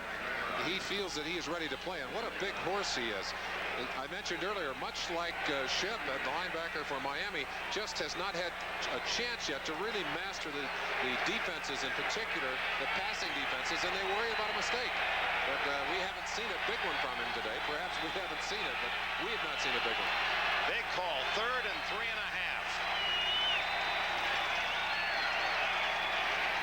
Blitz. And it's batted in the air and intercepted. Ken Woodard. No, they say trapped it. But Woodard, who had made one spectacular save, denying a touchdown, sprinting from behind to catch Tony Nathan, almost made a circus interception. The ball away from us. We couldn't see his body in the way, but the official on the other side of the field said no, he did not, but almost made a one-handed catch. Joe Collier promised to blitz sparingly today, but that was an all-out blitz. You saw the ball being bounced away. Andre Townsend, who had the sack in the first quarter. Townsend coming around from behind. Will Hyde is at the 10-yard line for Denver. Roby aiming that one, and a flag is down. Out of bounds. Was not a good kick for Roby. It would be marked at the 16. Let's see the penalty. It appeared that someone on the far side for Miami broke before the snap. Let's go back and look at that last play. Perhaps we can see who knocked that ball away. A lot of pressure in Marino's face. Illegal motion, left in on offense. Penalty Here's refused. the last of that play. We're looking from the back side. We're not in position to see where they got his hands on it. You could see him fighting to get control of that football. The official that called it was Marino, and it's Winder for short yardage, a yard. Doug Better, 75, the veteran, making the hit. See George Little, the rookie from Iowa, playing on the nose for Mike Charles. Are very high on Little, who really works from the outside. They put him at nose guard with all the injuries. Bob Baumhauer, the veteran, out, and Little has shown he can play all 3 front positions. The Dolphins have had to scramble a lot of their frontline players on that injured reserve. One of them, Charles Bowser, they had no room on IR. They had to keep him on the active roster even though he can't play. Draw play. Gene Lang to the 20-yard line. It'll be 3rd down and 6 Denver. The score 23-20 Broncos. Let's go to NFL 85. Dick, right after the Colt touchdown we showed you a moment ago, Ken O'Brien brought the Jets back.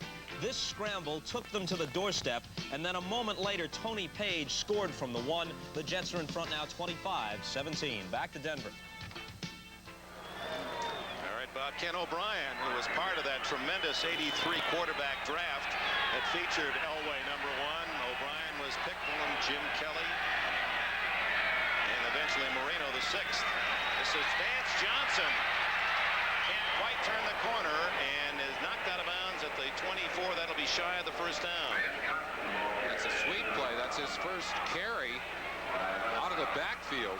And Of course, he was a running back in college, and the shift to wide receiver has been a considerable one. He's still learning the pattern, said he's going to get more effective. Of course, he took a familiar handoff instead of a pass on that play. He's about a half yard short of a first down, but that deep in Denver territory. Dan Reeves taking no chances, and Chris Norman to punt for the 6th time. Been consistent, 39-yard average, the longest 42. Kozlowski back at the 38 of Denver. This is the best kick of the day for Norman. Kozlowski chased back, a late fair catch, and then he's bumped into, and that'll be a flag. Number 25, Daniel Hunter. 51-yard punt by Norman. It was a late fair catch by Kozlowski, but the official felt Hunter had enough time to get out of the way. It was still a legitimate signal. No foul on the play. He was blocked in. No foul. No penalty. He was blocked into Kozlowski. Let's look at it. Let's see if we can see it. Now, the official ruling that Hunter was trying to get out of the way. There you see the bump right there. Oh, and he did. He hooked his foot. Not snow on the field, but confetti. 3:51 remaining third quarter. Denver 23, Miami 20. And Moore, the veteran, goes to the left. He has 4 catches for 98 yards to lead the Dolphins. Vince Heflin to the right. Dan Marino, first down at his own 24-yard line. Actually, the 25. Play action to Nathan. The throw goes out to Moore. And Harden secures him at the 36-yard line. That'll be close to a first down. I believe he's got it. And what a tremendous advantage it is for Don Shula to have veterans like Nat Moore on his squad. Nat Moore played sparingly when Duper and Clayton were ripping everyone up last year. Now suddenly with injuries, he is the main man again and responding beautifully here today. Don Shula has a good reserve. Bank of Shula has an excellent reserve. Knows how to use his talent too, Dick. Woody Bennett moves up onto the tight end position, leaving Nathan in the backfield, first down. The quick pitch of Moore, or that's Heflin trying to slice through the secondary. That was a tough throw for Marino. Heflin thought he should have had it. Let's go to NFL 85 and Bob Costas.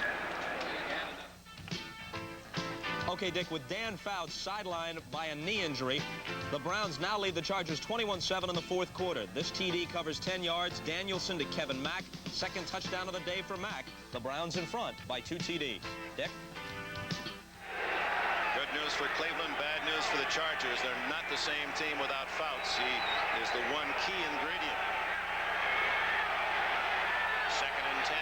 Marino and Miami at the 36. Over the middle to Hardy, the tight end, dropped at the 45, a yard short of the first down. Woodard and Smith collaborating. It'll be 3rd and 1. Bruce Hardy, a durable performer in his 8th year, really only has missed 1 game in all that time, and for the kind of hammering that he has taken, and he is one that mixes it up pretty good, does a lot of blocking in there, a lot of moving around. Pretty good record. Marino's numbers over the 300-yard mark, and we still have 3 minutes left in the 3rd quarter. 14 times in just 2 years plus for Marino over that 300-yard mark, a measuring stick for a big passing day. 3rd and 1. Play action to Nathan, wide open. Harden knocks him out of bounds at the Denver 47, but Miami has another first down. Oh, that Nathan, through the years, it seems as if he is always open. The way they use the wide receivers to clear out, and he always finds the right little slot. And again, a first down. Cleveland now leading San Diego, as you heard Bob Costas, 21-7 in the 4th. The other late games, the Jets 25-17 over Indianapolis. Rams with a 17-6 lead over the Falcons. And the 49ers have regained the lead against the Saints at home. Lorenzo Hampton, number 1 pick out of Florida, and he slashes for 5. 6 feet tall and 212 pounds. The ex-Gator is around 100 yards rushing in his first 3.5 games. Baseball, the finals today. The Mets beat Pittsburgh 9-7, while the Cardinals were losing at Montreal. So the Mets pull within 3 and go to St. Louis for 3. Cincinnati, a shutout winner, 5-0. The Dodgers are playing the Giants and lead 3-2 in the 7th.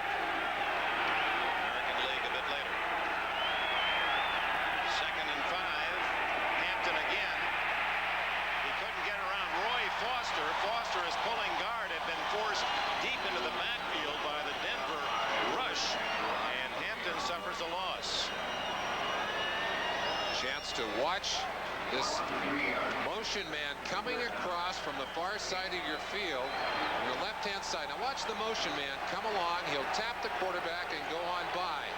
Foster is going to pull from this position, and as he goes across, gets bumped back, and we'll show it after the play. We're getting a quick count by Marino, who's up and ready to go. We'll come back and show you that play in just a moment. 3rd and 9.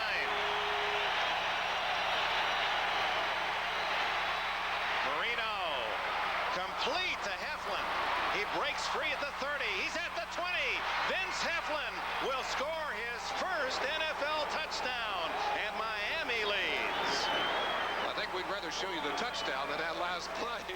Let's give Vince Heflin a chance to celebrate. Heflin pressed into action here most forcibly because of the injuries that continue to deplete the wide receivers of the Miami Dolphins. But there he is, number 88 Heflin, working solo on Louis Wright, number 20. Fakes to the outside and gets Louis to bite right there, and then spins away, actually from 2 people. Boy, that was Steve Foley, who's a deadly one-on-one tackler. He got away from 2 of them and broke into the end zone.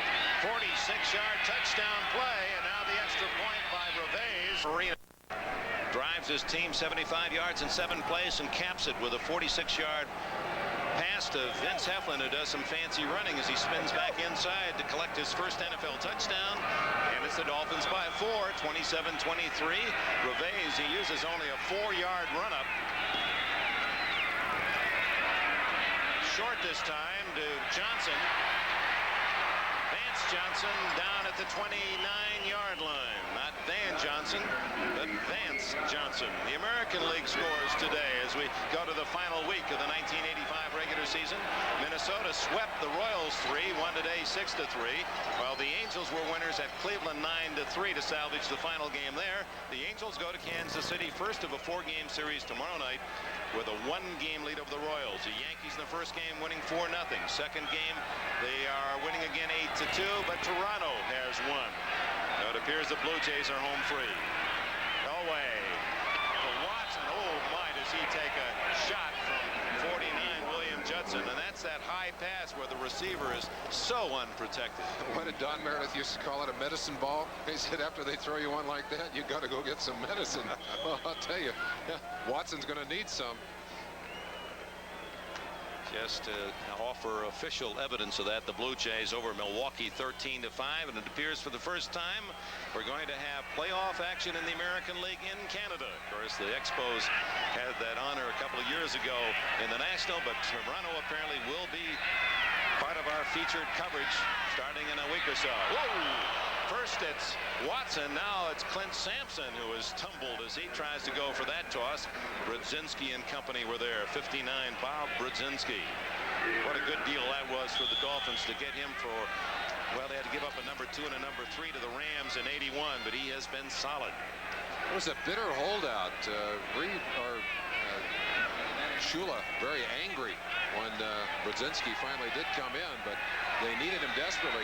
Injuries had gotten them down to where they only had 2 healthy outside linebackers, and there he is playing after being in camp 8 days. From the 29, it's 3rd and 10 for Elway to Johnson.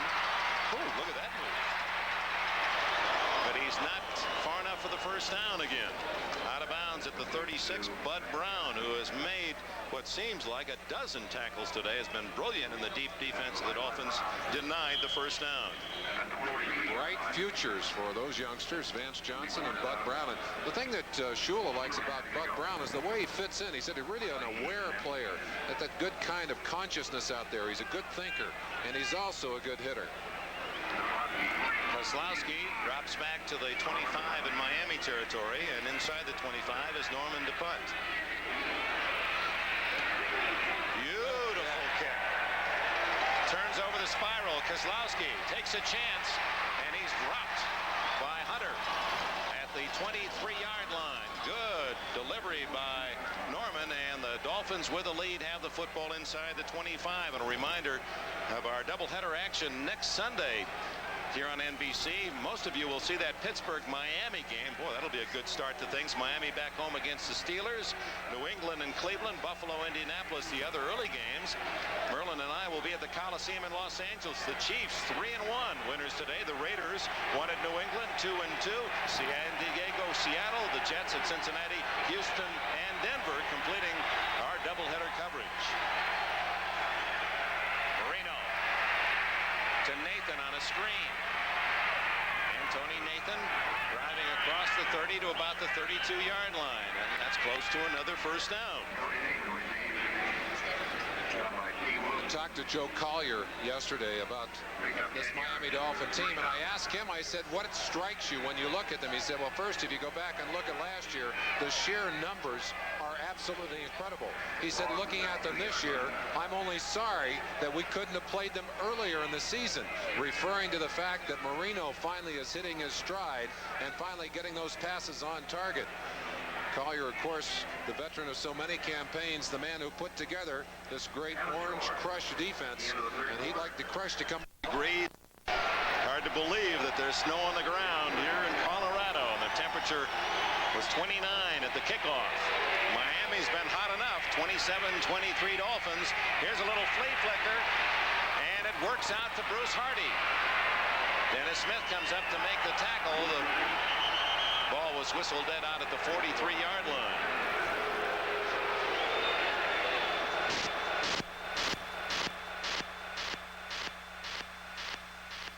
More rushing the football. 122 yards for Nathan. All purpose indeed. 14 minutes left in the game. Miami 27, Denver 23. Busick looking to the sideline to get the defensive call.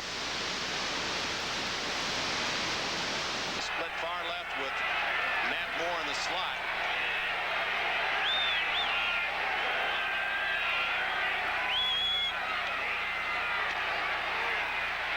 Marino. And they've got him for the second time today. Townsend and Jones.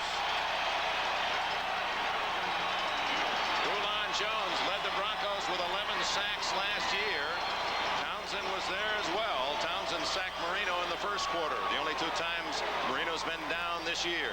Miami Dolphins offensive line very proud of the way they protect their quarterback. They were in their 5th game before he got sacked one time last year. But you saw it right there. Townsend getting there very quickly. Nathan trying to get free outside, slipping on that turf. And I think that's in the area that's been resodded or perhaps damaged by that concert deck. And that may have forced Marino to hold the ball longer than he wanted to. It's 3rd and 16. Nathan on a draw gets back to the original line of scrimmage, the 42. The Broncos have held. Here comes the punting team on for Miami. I talked about the Orange Crush defense. You know, they had a contest to name them up here a little while ago, and they'd given them the name Plundering Herd or Joe's Bait and Tackle. Bait and Tackle. Yeah, they didn't like that on the sideline. They're glad the Crush is back. Orange Crush. Well, I don't see how it hurt that bottling company to add the extra publicity anyway. Roby averaging 41.3. That's below his average. He'll pick up some yards on this one as he hammers it to Wilhite at the 5-yard line. Back to the 20, and a flag is down. We're going to have a clip, I believe, or an illegal block against the Broncos. It looked like Louis Wright over there. They were double teaming the outside man, and one of them got on the back of his legs. We devised a new manner as they check on that penalty of giving you a focus on the race within the various standings. First, Gene Barth. We had multiple fouls. Illegal block in the back on number 20. Illegal block in the back on number 34. When forced to one on number 20, it's a yard difference. It'll be 10-yard penalty and first down. What Mr. Barth is saying is the penalty against Wright was 1 yard closer to the Denver goal line, so they're going to give the Broncos the worst penalty, but not both of them. So they will start at their own 11-yard line. So in the AFC East, Miami up by 4 in this game, 2-1, tied with the Jets 2-1. The Jets lead Indianapolis at the moment in the 4th quarter by 5. New England has lost. They're 2-2. Indianapolis, of course, playing the Jets. Buffalo has lost 0-4. Kansas City 3-1, a winner. Denver trying to win to tie the Chiefs, but down by 4 against the Dolphins.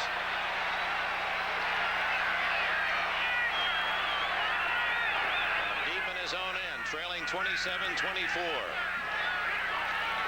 Down and 5.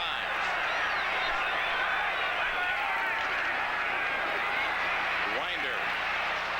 Nothing there except Bob Brzezinski and company. Bo Camper was there as well. Jackie Schiff. Let's go look at Bob Brzezinski, number 59, outside linebacker, graded out as the most durable and steady of the linebackers last year. That's Daddy Wright, 87, blocking on him. Brzezinski spins back. Boy, that was a nice move. Sensing the right time. He's got to stretch that play out. Was able to do that and then spin inside. And you saw scuba diving gloves to keep his hands warm. Those are rubberized gloves he's wearing out there on the field. Some of the receivers wearing them as well. 3rd down, 4. Almost intercepted by Brzezinski, and perhaps those gloves might have been the difference in feel. And you kind of sense the dual responsibilities of those linebackers. They have to be special athletes. You saw the Brzezinski playing the run. Now he's got to read the pass and get outside. The bump right there on Winder gets across in front of him. Well, maybe without those gloves, he'd have caught that football. I don't know. It was there. Hit him in a bad place. Again, the velocity of Elway's passes does protect him on occasion. Norman's been busy. 8th time to the well. Kozlowski at the 38. End over end and short. Kozlowski all the way up to the 47. And Tony here. Miami with the ball and a 4-point lead, 27-23. Marino over the middle to Nathan. Who else? Smothered by Busick, and then to finish him off, number 50, Jim Ryan. Dwight Stevenson doing a fine job of controlling the noseman, Reuben Carter. Number 68 down inside. Actually, all 3 of those defensive linemen really neutralized as Marino had plenty of time to pick out his receiver. What makes him so good, Merlin? I think it's his quickness, Dick, and his strength. He gets such remarkable position on those defensive linemen. 2nd and 6. Nathan. Ooh. They had his number that time. Ricky Hundley, number 98. Number 1 pick of the Bengals and refused to sign with Cincinnati, so they traded him here for number 1 and a number 3. 6'2" and 238, can run like the wind. And he did right there what he does best, just play the football with his nose. When he finally gets to where he can play the pass drops and the pass responsibilities, you better believe they're going to rush him into that lineup. He knows how to hit people. 3rd and 7. Denver with 8 men on the line of scrimmage. Marino going deep for Harris, and flags are down against Steve Wilson. Interference inside the 20. There's the man coverage, and Marino waiting to the last moment and took quite a lick from Rulon Jones. Interference, 45 defense, 1st down. Stan Jones talked about the difficulty of getting to Marino. He said most of his passes are thrown relatively quickly. You see there the clear case of, well, a receiver being knocked off his feet before the ball arrived. You can look back at the quarterback. That doesn't mean you can grab the guy and throw him down at the same time. Take him off his feet that way. No question about that call. A good one by the officials, and it puts Miami inside the 20-yard line with a 1st down. At the 19, trying to add to their 27-23 lead, and the Broncos, of course, hope to hold them to a field goal. Nathan, everyone but 3 had a piece of Nathan that time. Dick, to finish that thought, Stan Jones, who's the defensive line coach for the Broncos, times the passes of the various quarterbacks, and he said most of the passes that Marino throws are thrown within 2.8 seconds or less. And he said, you know, if we run without anybody blocking us, that 10 yards to get back to the quarterback, that's about 1.7 seconds. He said that means we've got 1 second to get rid of our blockers at the line of scrimmage. Well, good luck. That's 1,001. You mean you're not off the block yet? Lightning quick, and basically they say hold your man for 3. Sometimes indeed hold your man for at least 3 seconds in protecting that quarterback. Lightning quick, and there it is again, but he had to throw it around. Good coverage by Wilson, intended for Duriel Harris. Wilson, whose daddy played with the Rams a few decades ago, TD Tommy Wilson. He went to Howard, where he was a free agent pick of the Dallas Cowboys. This is where the Bronco defense traditionally has been very tough. They were 25th in the league last year if you counted on yardage. And yet, by the time you got through looking at them in terms of points scored, they're nowhere near 25th.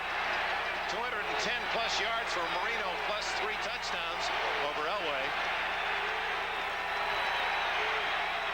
We welcome those viewers that are joining us from elsewhere in the NFL. Throw over the middle, and a good play by Dennis Smith of the Broncos. And now flags go down, and apparently it will be against the Broncos. This would be their second interference call on this Miami drive. The Dolphins lead 27-23 here in Denver with 9 minutes left in the fourth quarter. Cleveland has beaten San Diego 21-7. And on third down, the call against the Broncos. Dennis Smith coming from behind, perhaps with that hand in the middle of the back of the receiver. Let's watch that more right there. And you see Nathan coming to the outside. Moore is going inside, and let's watch the contact. There's the hand on the back, and you see Nat Moore pointing to it right there.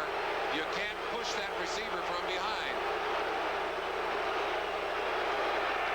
And the fans, and that's down into the well of the 75,000 seat structure for Marino. He's going to hear a lot of voices with 9 minutes remaining in the game.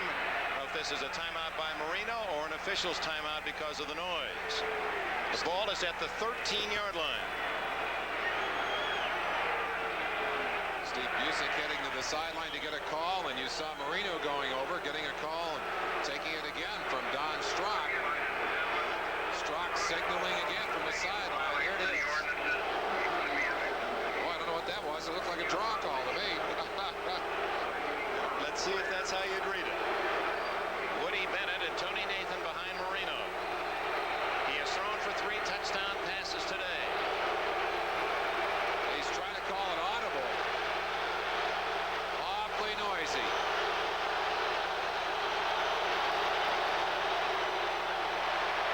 Incomplete to Bruce Hardy. Mike Harden, the defender. Game developed this way. Gene Lang scored after a Rulon Jones fumble recovery. Davenport's fumble at the 25-yard line. Lang 10 yards, 7-0 Denver. Then Marino to Moore, a 69-yard touchdown play, 7-7. A field goal for the Dolphins. Then Winder came back on a 7-yard run to make it 14-10. Then a field goal again by Reves of the Dolphins, 14-13. Then a Marino to Joe Rose, 24-yard touchdown pass, made it 20-14. And then Rich Carlos kicked a field goal off the upright. Final play of the first half, 20-17. Winder skies, barks out the signals. 2nd and 10 to Nathan. Trying to squirt through on that quick hitter. Gets to the 10-yard line. Plenty of orange crush there for him. 8:48 left in the game. It'll be third down from the 10-yard line and about 7 for Don Shula, the 55-year-old genius that has guided these Dolphins to winning seasons after winning season. Only one losing year in his career in Miami. You know what's amazing to me? You know, he's had 6 streaks of 10 or more wins. No other coach has had more than 2. That is amazing. That lantern jaw, field general. Boy, he'd be cast by a Hollywood director for the part. 3rd and 7, Marino. Incomplete. Good coverage by Harden on Joe Rose. So on 4th down, in comes the field goal unit. Fouad, Reves, Don Strock, number 10, will hold. Joe Rose, number 80, working on Harden, Mike Harden, 31. And Marino, I think, sensing that that was a hopeless case, fired that ball through the end zone with plenty of velocity. They come to the sideline and turn it over to the field goal unit. Unless it's a fake, it'll be Reves, the rookie, trying to make it 10 out of 11, and this is first year in the NFL. A 28-yard attempt.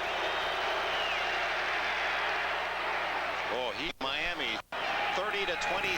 Reves 3 for 3 field goal kicking. His short run up, and he hits a high spinner toward Vance Johnson at the 2. He's got sprinter speed. pushed out of bounds at the 35-yard line.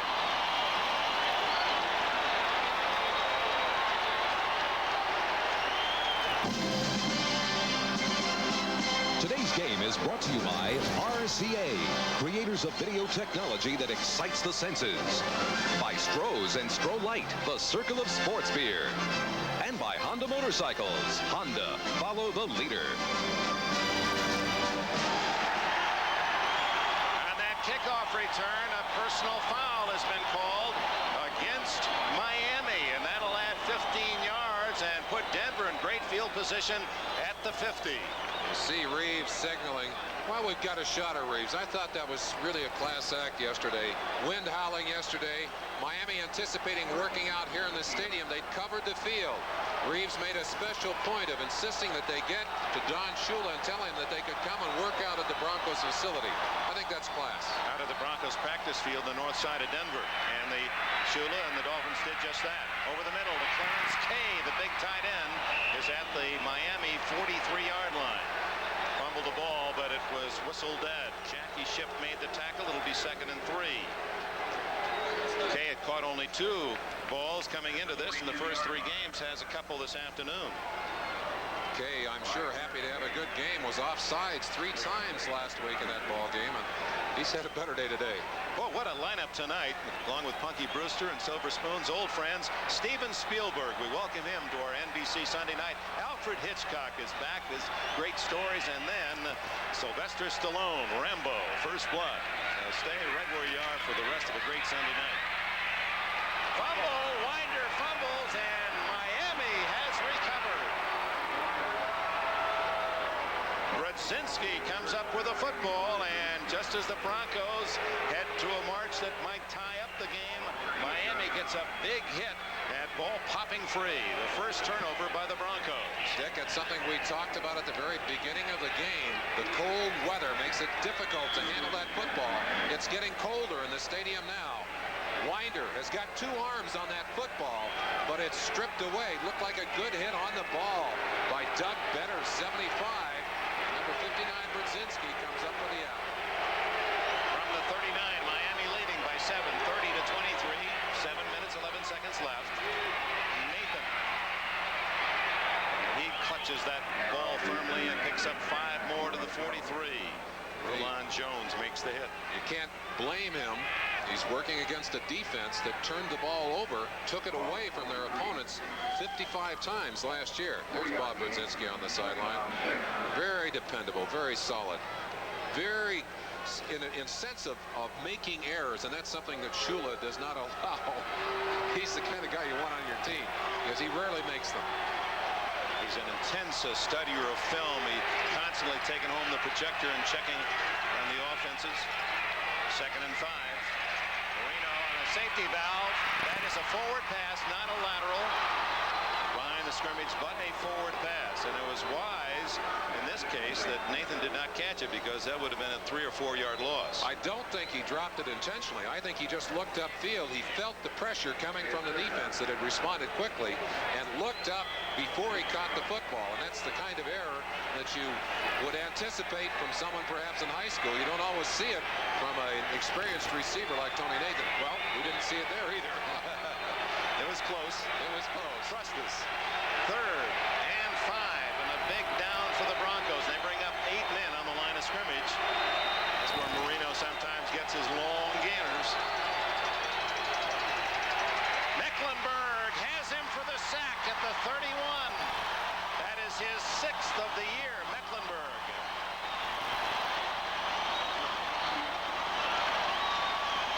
Carl Mecklenburg, an impact player. Reeves said he doesn't want to use him too much because if he gets tired, it slows him down. He started as a defensive lineman. They've moved him back into a position as a linebacker, although they employ him on the line of scrimmage in a 3-point. 6 minutes left. Roby punts it away. Hammers it deep. Gerald Wilhite at the 19. And he returns to about the 20. Former ex-undersecretary of the Health, Education, and Welfare, and dad a medical doctor. From the 28-yard line, Elway on a good fake. Going open. So he throws it away to Ricky Hundley along the sidelines. The play had fooled Miami's defense, but not the deep secondary. Well covered were the receivers. Final, Rams 4-0. The Bears and Rams, the only unbeaten teams, both winners today. The Broncos have used that play very effectively today to fake a run and then just drop Elway out with a planned rollout. He's had extra time every time he has done it. But on that play, as you indicated, the time didn't do him any good. Couldn't find anybody to throw the apple to. 5 minutes, 50 seconds left. 30-23 Miami. Screen. Oh, that should be interference. But it is none called. They must have been too close to the line of scrimmage. It's behind the line of scrimmage, Dick, and there's no interference behind the line of scrimmage. So they won't call it. Although it was a play that set up very nicely. An excellent read by the offside linebacker to come across. Sanders Shiver, number 96, all over the intended receiver. Gene Lang was right there at the line of scrimmage, so no penalty thrown. It'll be 3rd and 10 from the 28. Clock stopped. 5:44 left. Watson to the right. Butch Johnson to the left. And Clint Sampson, the 3rd wide receiver, slotted right. Lots of running room. And Elway dives for a first down at the 43. And with that play, we welcome those of you who have been watching the Jets and Colts. And it came down to the wire. The Jets winning their 3rd in a row, 25-20. Here it's Miami 30, Denver 23. Dick Enberg with Merlin Olsen. 5 minutes and 17 seconds remaining in the 4th quarter. The lead has been exchanged on several occasions. At halftime, it was 2017 Miami. Denver came out, scored with the opening kickoff, a march downfield directed by Elway. And then Miami back with a touchdown and a field goal to lead by 7, 30-23. Elway drills it incomplete to Clarence Kay at the 45 of Miami. Jackie Shipp on the coverage. The duel between Marino and Elway certainly has received more than your normal amount of publicity here in Mile High country, but in those yards, 186, they pale in insignificance to those accumulated by Marino, who's well over 300 yards with 3 touchdowns. Elway has seen his team score on the ground today. Although I would say this, they're only one play. Elway's team is only one play away from tying this ball game. 2nd and 10, Gene Lang. And Lang, who has played well all day, is all the way to the Miami 45-yard line. That's a first down for Denver. Immediately following football coverage, will join the Punky Brewster program. Dan Fowler in that game for the Chargers. And here it's Denver at the 45, a first down, Miami territory, trailing by a touchdown. Elway in trouble. Has a man open now, and a first down at the 16-yard line. Butch Johnson.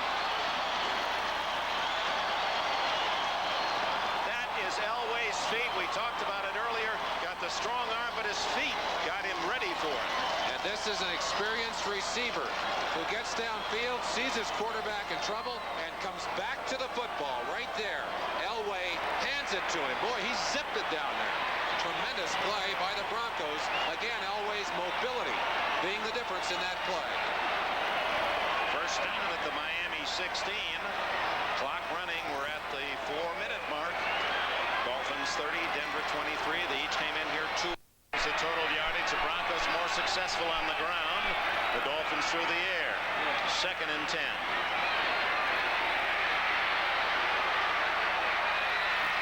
In trouble now, and he throws it incomplete, and he gets away from the penalty by getting the ball near enough to Clarence Kay that he's not called for grounding. There's an indication watching Elway on that play that when he can't break free and really roll to the outside, he's a little frustrated. He doesn't have Marino's ability to watch his receivers and still sit. Now watch him going back and forth, doesn't quite know where to get, and is not able to keep his concentration downfield. I think that's one thing that Marino just has a marvelous sense about. Elway, on the other hand, when he can break free and roll either left or right, is very effective in doing that. He'll buy some time now employing the shotgun. Batted in Incomplete by 45, Robert Sowell. Sowell, coming on a blitz, was able to fly swat the pass down. It's 4th and 10, and Dan Reeves has decided to go for the field goal, or at least he's sending the field goal unit on. 3:33 on the clock.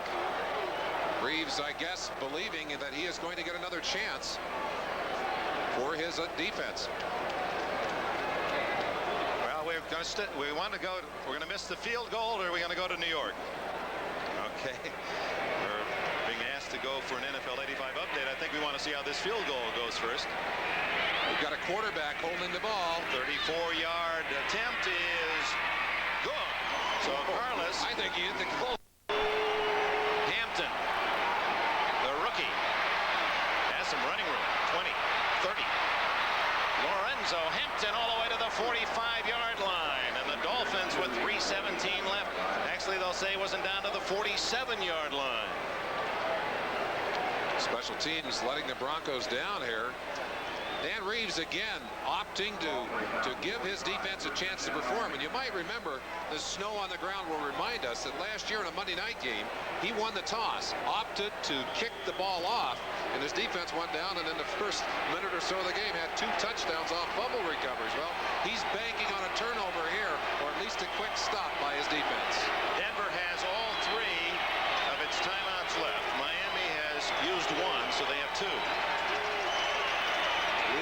Nathan, that play had trouble written all over it, as Marino had trouble with the snap, and then the quick toss to Nathan wasn't exactly smooth. Play out of sync. Dick, your eyes very quick on that one. Marino lost the handle as he took it from Dwight Stevenson. He finally got a hold of it and was able to flip it out. The ball should have been thrown there, and look, it's just late. And Nathan had to wait for it. That gave the defense time to get out and be ready for him. I believe that the Broncos would like to, of course, have Miami run the football, shut them down quickly here. I think Miami wanted to run that on first down, and if they'd gotten good yardage, would have again. But Marino will go to the air here, I believe. 4 seconds on the 30-second clock. He's going to use up all the time he can, and the 2 seconds showing. Takes a snap. And there's the ever-present Tony Nathan, tackled at the 48 in Denver territory, where it'll be 3rd and 3. And will Denver, 2:22 left. They do not use a timeout. They're going to let it roll all the way to the 2-4. And this, perhaps, the biggest play of the game for both clubs. If Miami gets a first down, they can all but run out the clock. If Denver can stop Miami on 3rd down and 3, they'll get one final chance to go for what they now need, a touchdown to win it. They went for a field goal down by 7. Well, this is the play that Dan Reeves ended up staking his gamble on, really. He was gambling that his defense could stop Miami, that he would get another shot at a touchdown. If they can't stop them here, then the gamble fails, and he really has put himself in the hole. Center trying to get the Mile High Stadium crowd in the game to help out as Marino brings his team out on 3rd and 3.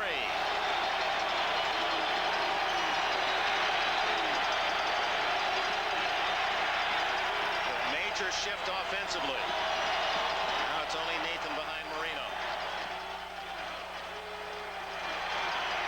Under pressure, he gets it to Nathan, but Nathan does not get the first down. Dennis Smith, what a hit. Ken Woodard with an assist. An all-out blitz coming at Marino. Marino read the blitz, got it to the hot back Nathan, but the defense reacted too quickly. They forced the 4th and long. Shula will go to the kick, and we've got to wonder now if maybe Denver might not try and block the kick. Here's the pass to Nathan. Would not surprise me to see them come after the punt here. Well, they're lined up to return, all spread out. Kind of a compliment to the Denver defense in a way, Merlin Olsen. Reggie Roby in the first 3 games punted only a total of 6 times. This is his 7th today. The other teams not able to stop the Miami offense. Roby used sparingly. 6 in 3 games, now 7 against Denver this afternoon. Gerald Wilhite back at the 10. That one headed toward the goal line. And it takes a beautiful Miami bounce, and it's down at the 3-yard line. Can't ask for better than that. Roby with a wedge kick inside the 5. What a weapon he is. Roby did not come out of college with a reputation as a finesse kicker. Seemed to be kicking it mostly into the end zone, kicking with full power. That's something he's worked hard on, and boy, it paid off here. And now the Broncos, a supreme challenge here. 97 yards away from the Miami end zone, and unless they get it down in there, they're going to walk out of here with an L on their side of the column. By the way, where is Shamokin? Where is Shamokin? I guess you have to have a light to find out. 97 yards away, and now that missed extra point all the more important. Elway from his end zone to Clarence Kay. That's short yardage, and it'll consume time. Jackie Shipp with the tackle. And I don't understand that play at all. That's not going to get you enough yardage to do you any good. It only eats the clock. John, you got to get the ball deeper than that. Barking out as the clock running incessantly against the Broncos, taking a lot of time to set up the play. 2nd and 6. Now he'll go deep. To Watson. What a catch by Watson as he was being drilled. Broncos, his team trying to rally from 4 down. Have a first down at the 29, only 1 timeout remaining. 1 minute left in the game as the rifle shot incomplete. Butch Johnson unable to haul it down. It would have been difficult to stay in bounds for him. 56 seconds left. Johnson with a chance to control that football, but it was not well thrown. He had to make a full 360-degree turn. There's Chuck Studley calling his defenses onto the field. He's been working at simplifying the defenses for this Miami Dolphins defense, trying to get more physical. They'd like to be very physical on the line and get a rush right here on John Elway. Around that 100-degree heat last week, they shut out Kansas City 31-0. Elway getting out of trouble again. Anyone open? There's Wilhite, a good catch by Wilhite. He's out to the 37-yard line. That's not enough for a first down, so Well made the tackle. Clock is running. 38, 37, 36. No huddle. He'll bring him right to the line. They'll try and do it here, but Elway having to call to both sides. The clock ticking down, 29 seconds. Instead of calling 2 plays in the huddle, he's having to audibilize. Now looking big down the middle, intercepted. Bud Brown, and is it appropriate that he should get the Miami interception? He goes down at the 50-yard line with 13 seconds left. Bud Brown, a relative unknown, another B in that Miami killer bee defense. He has been outstanding all day, making tackle after tackle, comes up with the first interception, and that kills the Denver threat, and apparently it'll be Miami that goes home 3-1. Denver stays with 2-2. Elway perhaps relying too much on that strong arm, trying to gun the ball to Butch Johnson. Maybe not wanting to see those hovering defensive backs, but Brown just waited until the ball was thrown, stepped in front of Johnson, and picked it off. Dan Marino has served Don Shula well again today with 3 touchdown throws, and now just a matter of taking a snap and dropping to his knees. Denver will not use its final timeout, satisfied that this one is over. The final seconds tick away. It's a good one. And the Miami Dolphins have beaten the Denver Broncos 30-26. One would have to wonder, and I'm sure coaches are always second-guessing themselves. Reeves saying to himself, should I have gone on that 4th down? Should I have tried for that touchdown? Well, there's a man who's got to feel comfortable. He won't have to second-guess himself in the films. Marino with big plays, a 69-yard touchdown to Moore. He had a 46-yard touchdown throw to Vince Heflin, another 24 yards to Joe Rose. Elway did not have the touchdown throw, came up with some key pass completions, but it was on the ground with Winder and Lang that the Broncos did their most serious damage. Well, and if we were to look at that Elway and Marino matchup for the day, indeed it was a Marino day today, but these two are going to be around a long time if they stay healthy and are going to be helping their teams to victories for many years to come. Now the Dolphins with 3 straight wins after the opening week loss at Houston, 30-26. They go back to the heat of Miami from the snow of Denver, but it wasn't so cold for Marino and that Dolphin offense. The final 30-26. We'll be back with all the scores of this day after these messages from your local station. A promotional fee has been paid to NBC by United Airlines. You're not just flying, you're flying the friendly skies. In If you're looking for mystery and suspense, you're about to get an eyeful. All new versions of Alfred Hitchcock Presents premieres tonight.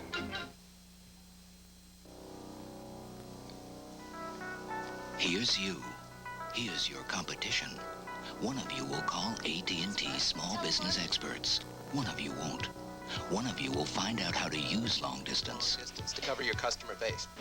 To beat your competition. So who's going to call? You or the other guy? AT&T long distance services. Talk with us. AT&T, the right choice. This imported beer is all that you'd expect. It has a rich, full-bodied, imported flavor, as you'd expect. And a deep, golden color to match its quality taste, as you'd expect. But here's one thing you probably won't expect. It's light. Amstel Light Beer. 95 calories, never tasted so imported. Amstel Light Beer, imported by Van Munching and Company, New York. Peter Ford, Sally Fitz, meteorologist Bob Soper, Brett Lewis with sports. More reasons you're making News Center 7 the team to turn to.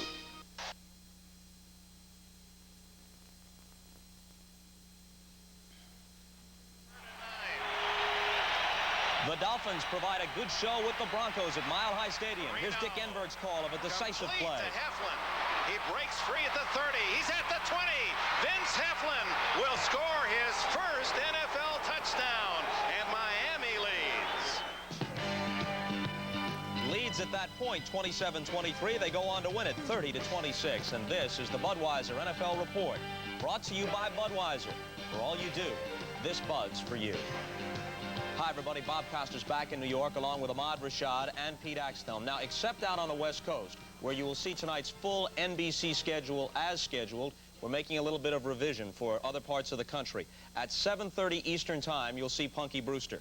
No silver spoons tonight. Then commencing at 8 o'clock Eastern Time, the rest of the NBC evening schedule will run as listed in your TV guides. Okay, on the scoreboard, Miami over Denver. Most of you saw all of this game, and the rest of you caught the end of it, so you know all about it. The Dolphins win it 30-26. Marino throws for 390 yards and 3 touchdowns, although the Broncos did sack him twice. Cleveland beat San Diego today 21-7. In the process, San Diego lost quarterback Dan Fouts with an injured right knee. Arthroscopic surgery is set for tonight. Only then will they know how long they'll be without him.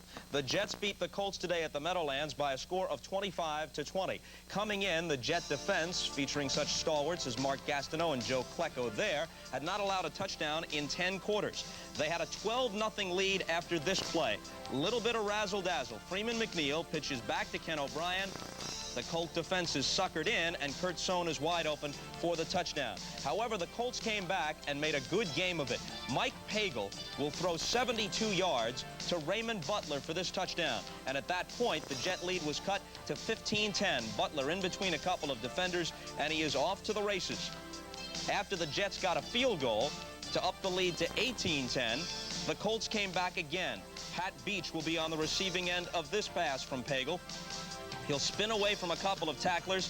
A painful landing on his head in the end zone. He was okay. The Colts were within 1. However, after an O'Brien scramble brought the Jets down to the 1, Tony Page took it in from there, gave them some breathing room, and eventually they win it 25-20. The Colts are 1-3. The Jets are 3-1. The Rams go to 4-0. The Rams and Bears are the only unbeaten teams in the NFL. The Falcons are 0-4, 17-6 the final today in Anaheim. Eric Dickerson had 26 yards in the first half, sat out the second half with a slight hamstring pull. The Saints pull off one of the upsets of the year for sure. 20-17 at Candlestick Park. 62nd birthday for their coach Bum Phillips, and a happy occasion. This fourth quarter touchdown was the deciding play. Dave Wilson hits Eugene Goodlow. It covers 43 yards. They really did a number on San Francisco. They held Montana to 12 completions, 122 yards, intercepted him twice, and sacked him 6 times. So now both the Saints and the 49ers are 2-2. We'll check the scores from earlier today around the NFL and also update you on the pennant races when the Budweiser NFL Report continues. Strength, pride, tradition. For centuries, the Clydesdales have been known as a special breed. Today, the Clydesdales Clydesdale symbolize Budweiser's dedication to quality. Superior ingredients, exclusive beechwood aging, and a distinctively clean, crisp taste only Budweiser can offer. Quality taste, because this Bud's for you. Old Spice deodorant has over 70% ethyl alcohol. As the alcohol evaporates, so does some of your protection. Speed Stick deodorant has no alcohol. The Wide Stick, man-sized protection that's more effective than Old Spice even after 24 hours. All-day protection that won't evaporate. Speed Stick, the Wide Stick. By Merlin. Shaving's rough on sensitive skin, but aftershave skin conditioner soothes. Sensible care for sensitive skin. AFTA. By Merlin. Earlier today in Foxborough, the Raiders ended their two-game losing streak. They beat the Patriots 35-20. At one time, the Patriots led by a score of 20-14, and that could not have made Al Davis very happy. There you see Davis, the managing general partner of the Raiders, looking on from the press box. Tony Eason had a big play early in the game from out of the shotgun. This is in the first quarter. He steps up out of the pocket and finds Irving Fryer, the second-year wide receiver. Fryer completes a 40-yard touchdown and then receives congratulations from a number of the fans. But a bit later on, Mark Wilson twists an ankle. He was playing for the injured Jim Plunkett, who has a dislocated shoulder. Wilson departed and was replaced by Rusty Hilger, the rookie quarterback out of Oklahoma State. The Raider defense did a job today. Lester Hayes scored on an interception, and they got another TD on this fumble recovery. Craig James coughed it up, and Lyle Alzado covered it in the end zone. The Raiders win it 35-20. The Bears beat the Redskins by a score of 45-10 to go 4-0, and the struggling Redskins are 1-3. Washington had a 10-0 lead. It was all Chicago after that. Willie Gault, a 99-yard kick return for a touchdown. Jim McMahon, 3 touchdown passes. The Seahawks committed 7 turnovers and lost at Kansas City 28-7. Deron Cherry of the Chiefs intercepted 4 passes. It ties the NFL single-game record. The Cowboys tied the one-game record for sacks. They got Warren Moon 12 times today and beat Houston 17-10 at the Astrodome. They scored the winning touchdown with less than 2 minutes to play. Tony Dorsett had 159 yards rushing, and when Dorsett goes over 100 yards, the Cowboys are 40-2. The rest of the scoreboard when we come back. Like a lot of people, I'm taking better care of my body. Better care of my skin, too. With Skin Bracer Aftershave. Shaving is rough, so I use Skin Bracer. It cools and smooths skin, tightens pores. That's the tingle. Smells great, too. But Skin Bracer's not cologne. It's skin care that feels good. That's why more men are saying, thanks. I needed that. Skin Bracer, also in spice, takes care of men who take care of their skin. Skin Bracer Aftershave. By Merlin. This buzz for everyone in the spotlight before the show begins. This buzz for you.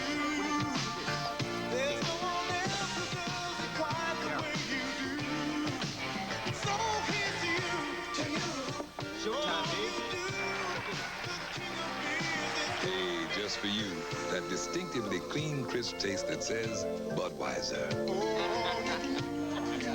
Hey, man, nice job. This Bud's In Philadelphia today, the Giants beat the Eagles in overtime, 16-10. A look at the decisive play. Ron Jaworski, who replaced Randall Cunningham after Cunningham injured an ankle, will try and hit Mike Quick. The pass will be deflected into the hands of Giant defensive back Elvis Patterson. 30 yards later, he's in the end zone. That means sudden death for the Eagles. A 16-10 win for the Giants, who are now 3-1. The Packers played in St. Louis. The Cardinals beat them 43-28. Neil Lomax threw 3 touchdown passes, and the Cards are 3-1. The Lions are 3-1 under Darryl Rogers. The Bucks still winless under Lehman Bennett. 30-9 was the final score in that game. With Bud Grant back at the helm, the Vikings are 3-1. 3 TDs for Tommy Kramer as they beat Buffalo 27-20. The Bills are 0-4. Quickly in the pennant races, the Mets got a 2-run homer in the 10th from Gary Carter and beat the Pirates 9-7. Montreal beat the Cardinals in Montreal 7-5. The Mets are within 3 of the Cardinals. They begin a 3-game series in St. Louis on Tuesday. Cincinnati beat Houston by a score of 5-0, but the Dodgers also won 7-2. LA's magic number there is 3. Minnesota beat Kansas City 6-3, while California was defeating Cleveland 9-3. The Angels lead the Royals by 1 game in the American League West with 7 to play. play. They begin a 4-game series in Kansas City tomorrow night. Baltimore and the Yankees took 2. 4-0 in the first game, 9-2 in the second game. Don Mattingly hit 2 homers. In the first game, he's got 33 on the year. Earl Weaver ejected from both games, I'm guessing, but that must tie a Major League record. Toronto, meanwhile, beat Milwaukee 13-5, so Toronto's magic number in the AL East is reduced to 3. For Ahmad Rashad and Pete Axtell, I'm Bob Costas. Thanks for being with us. See you next week. This has been a presentation of NBC Sports, the leader in innovative sports television.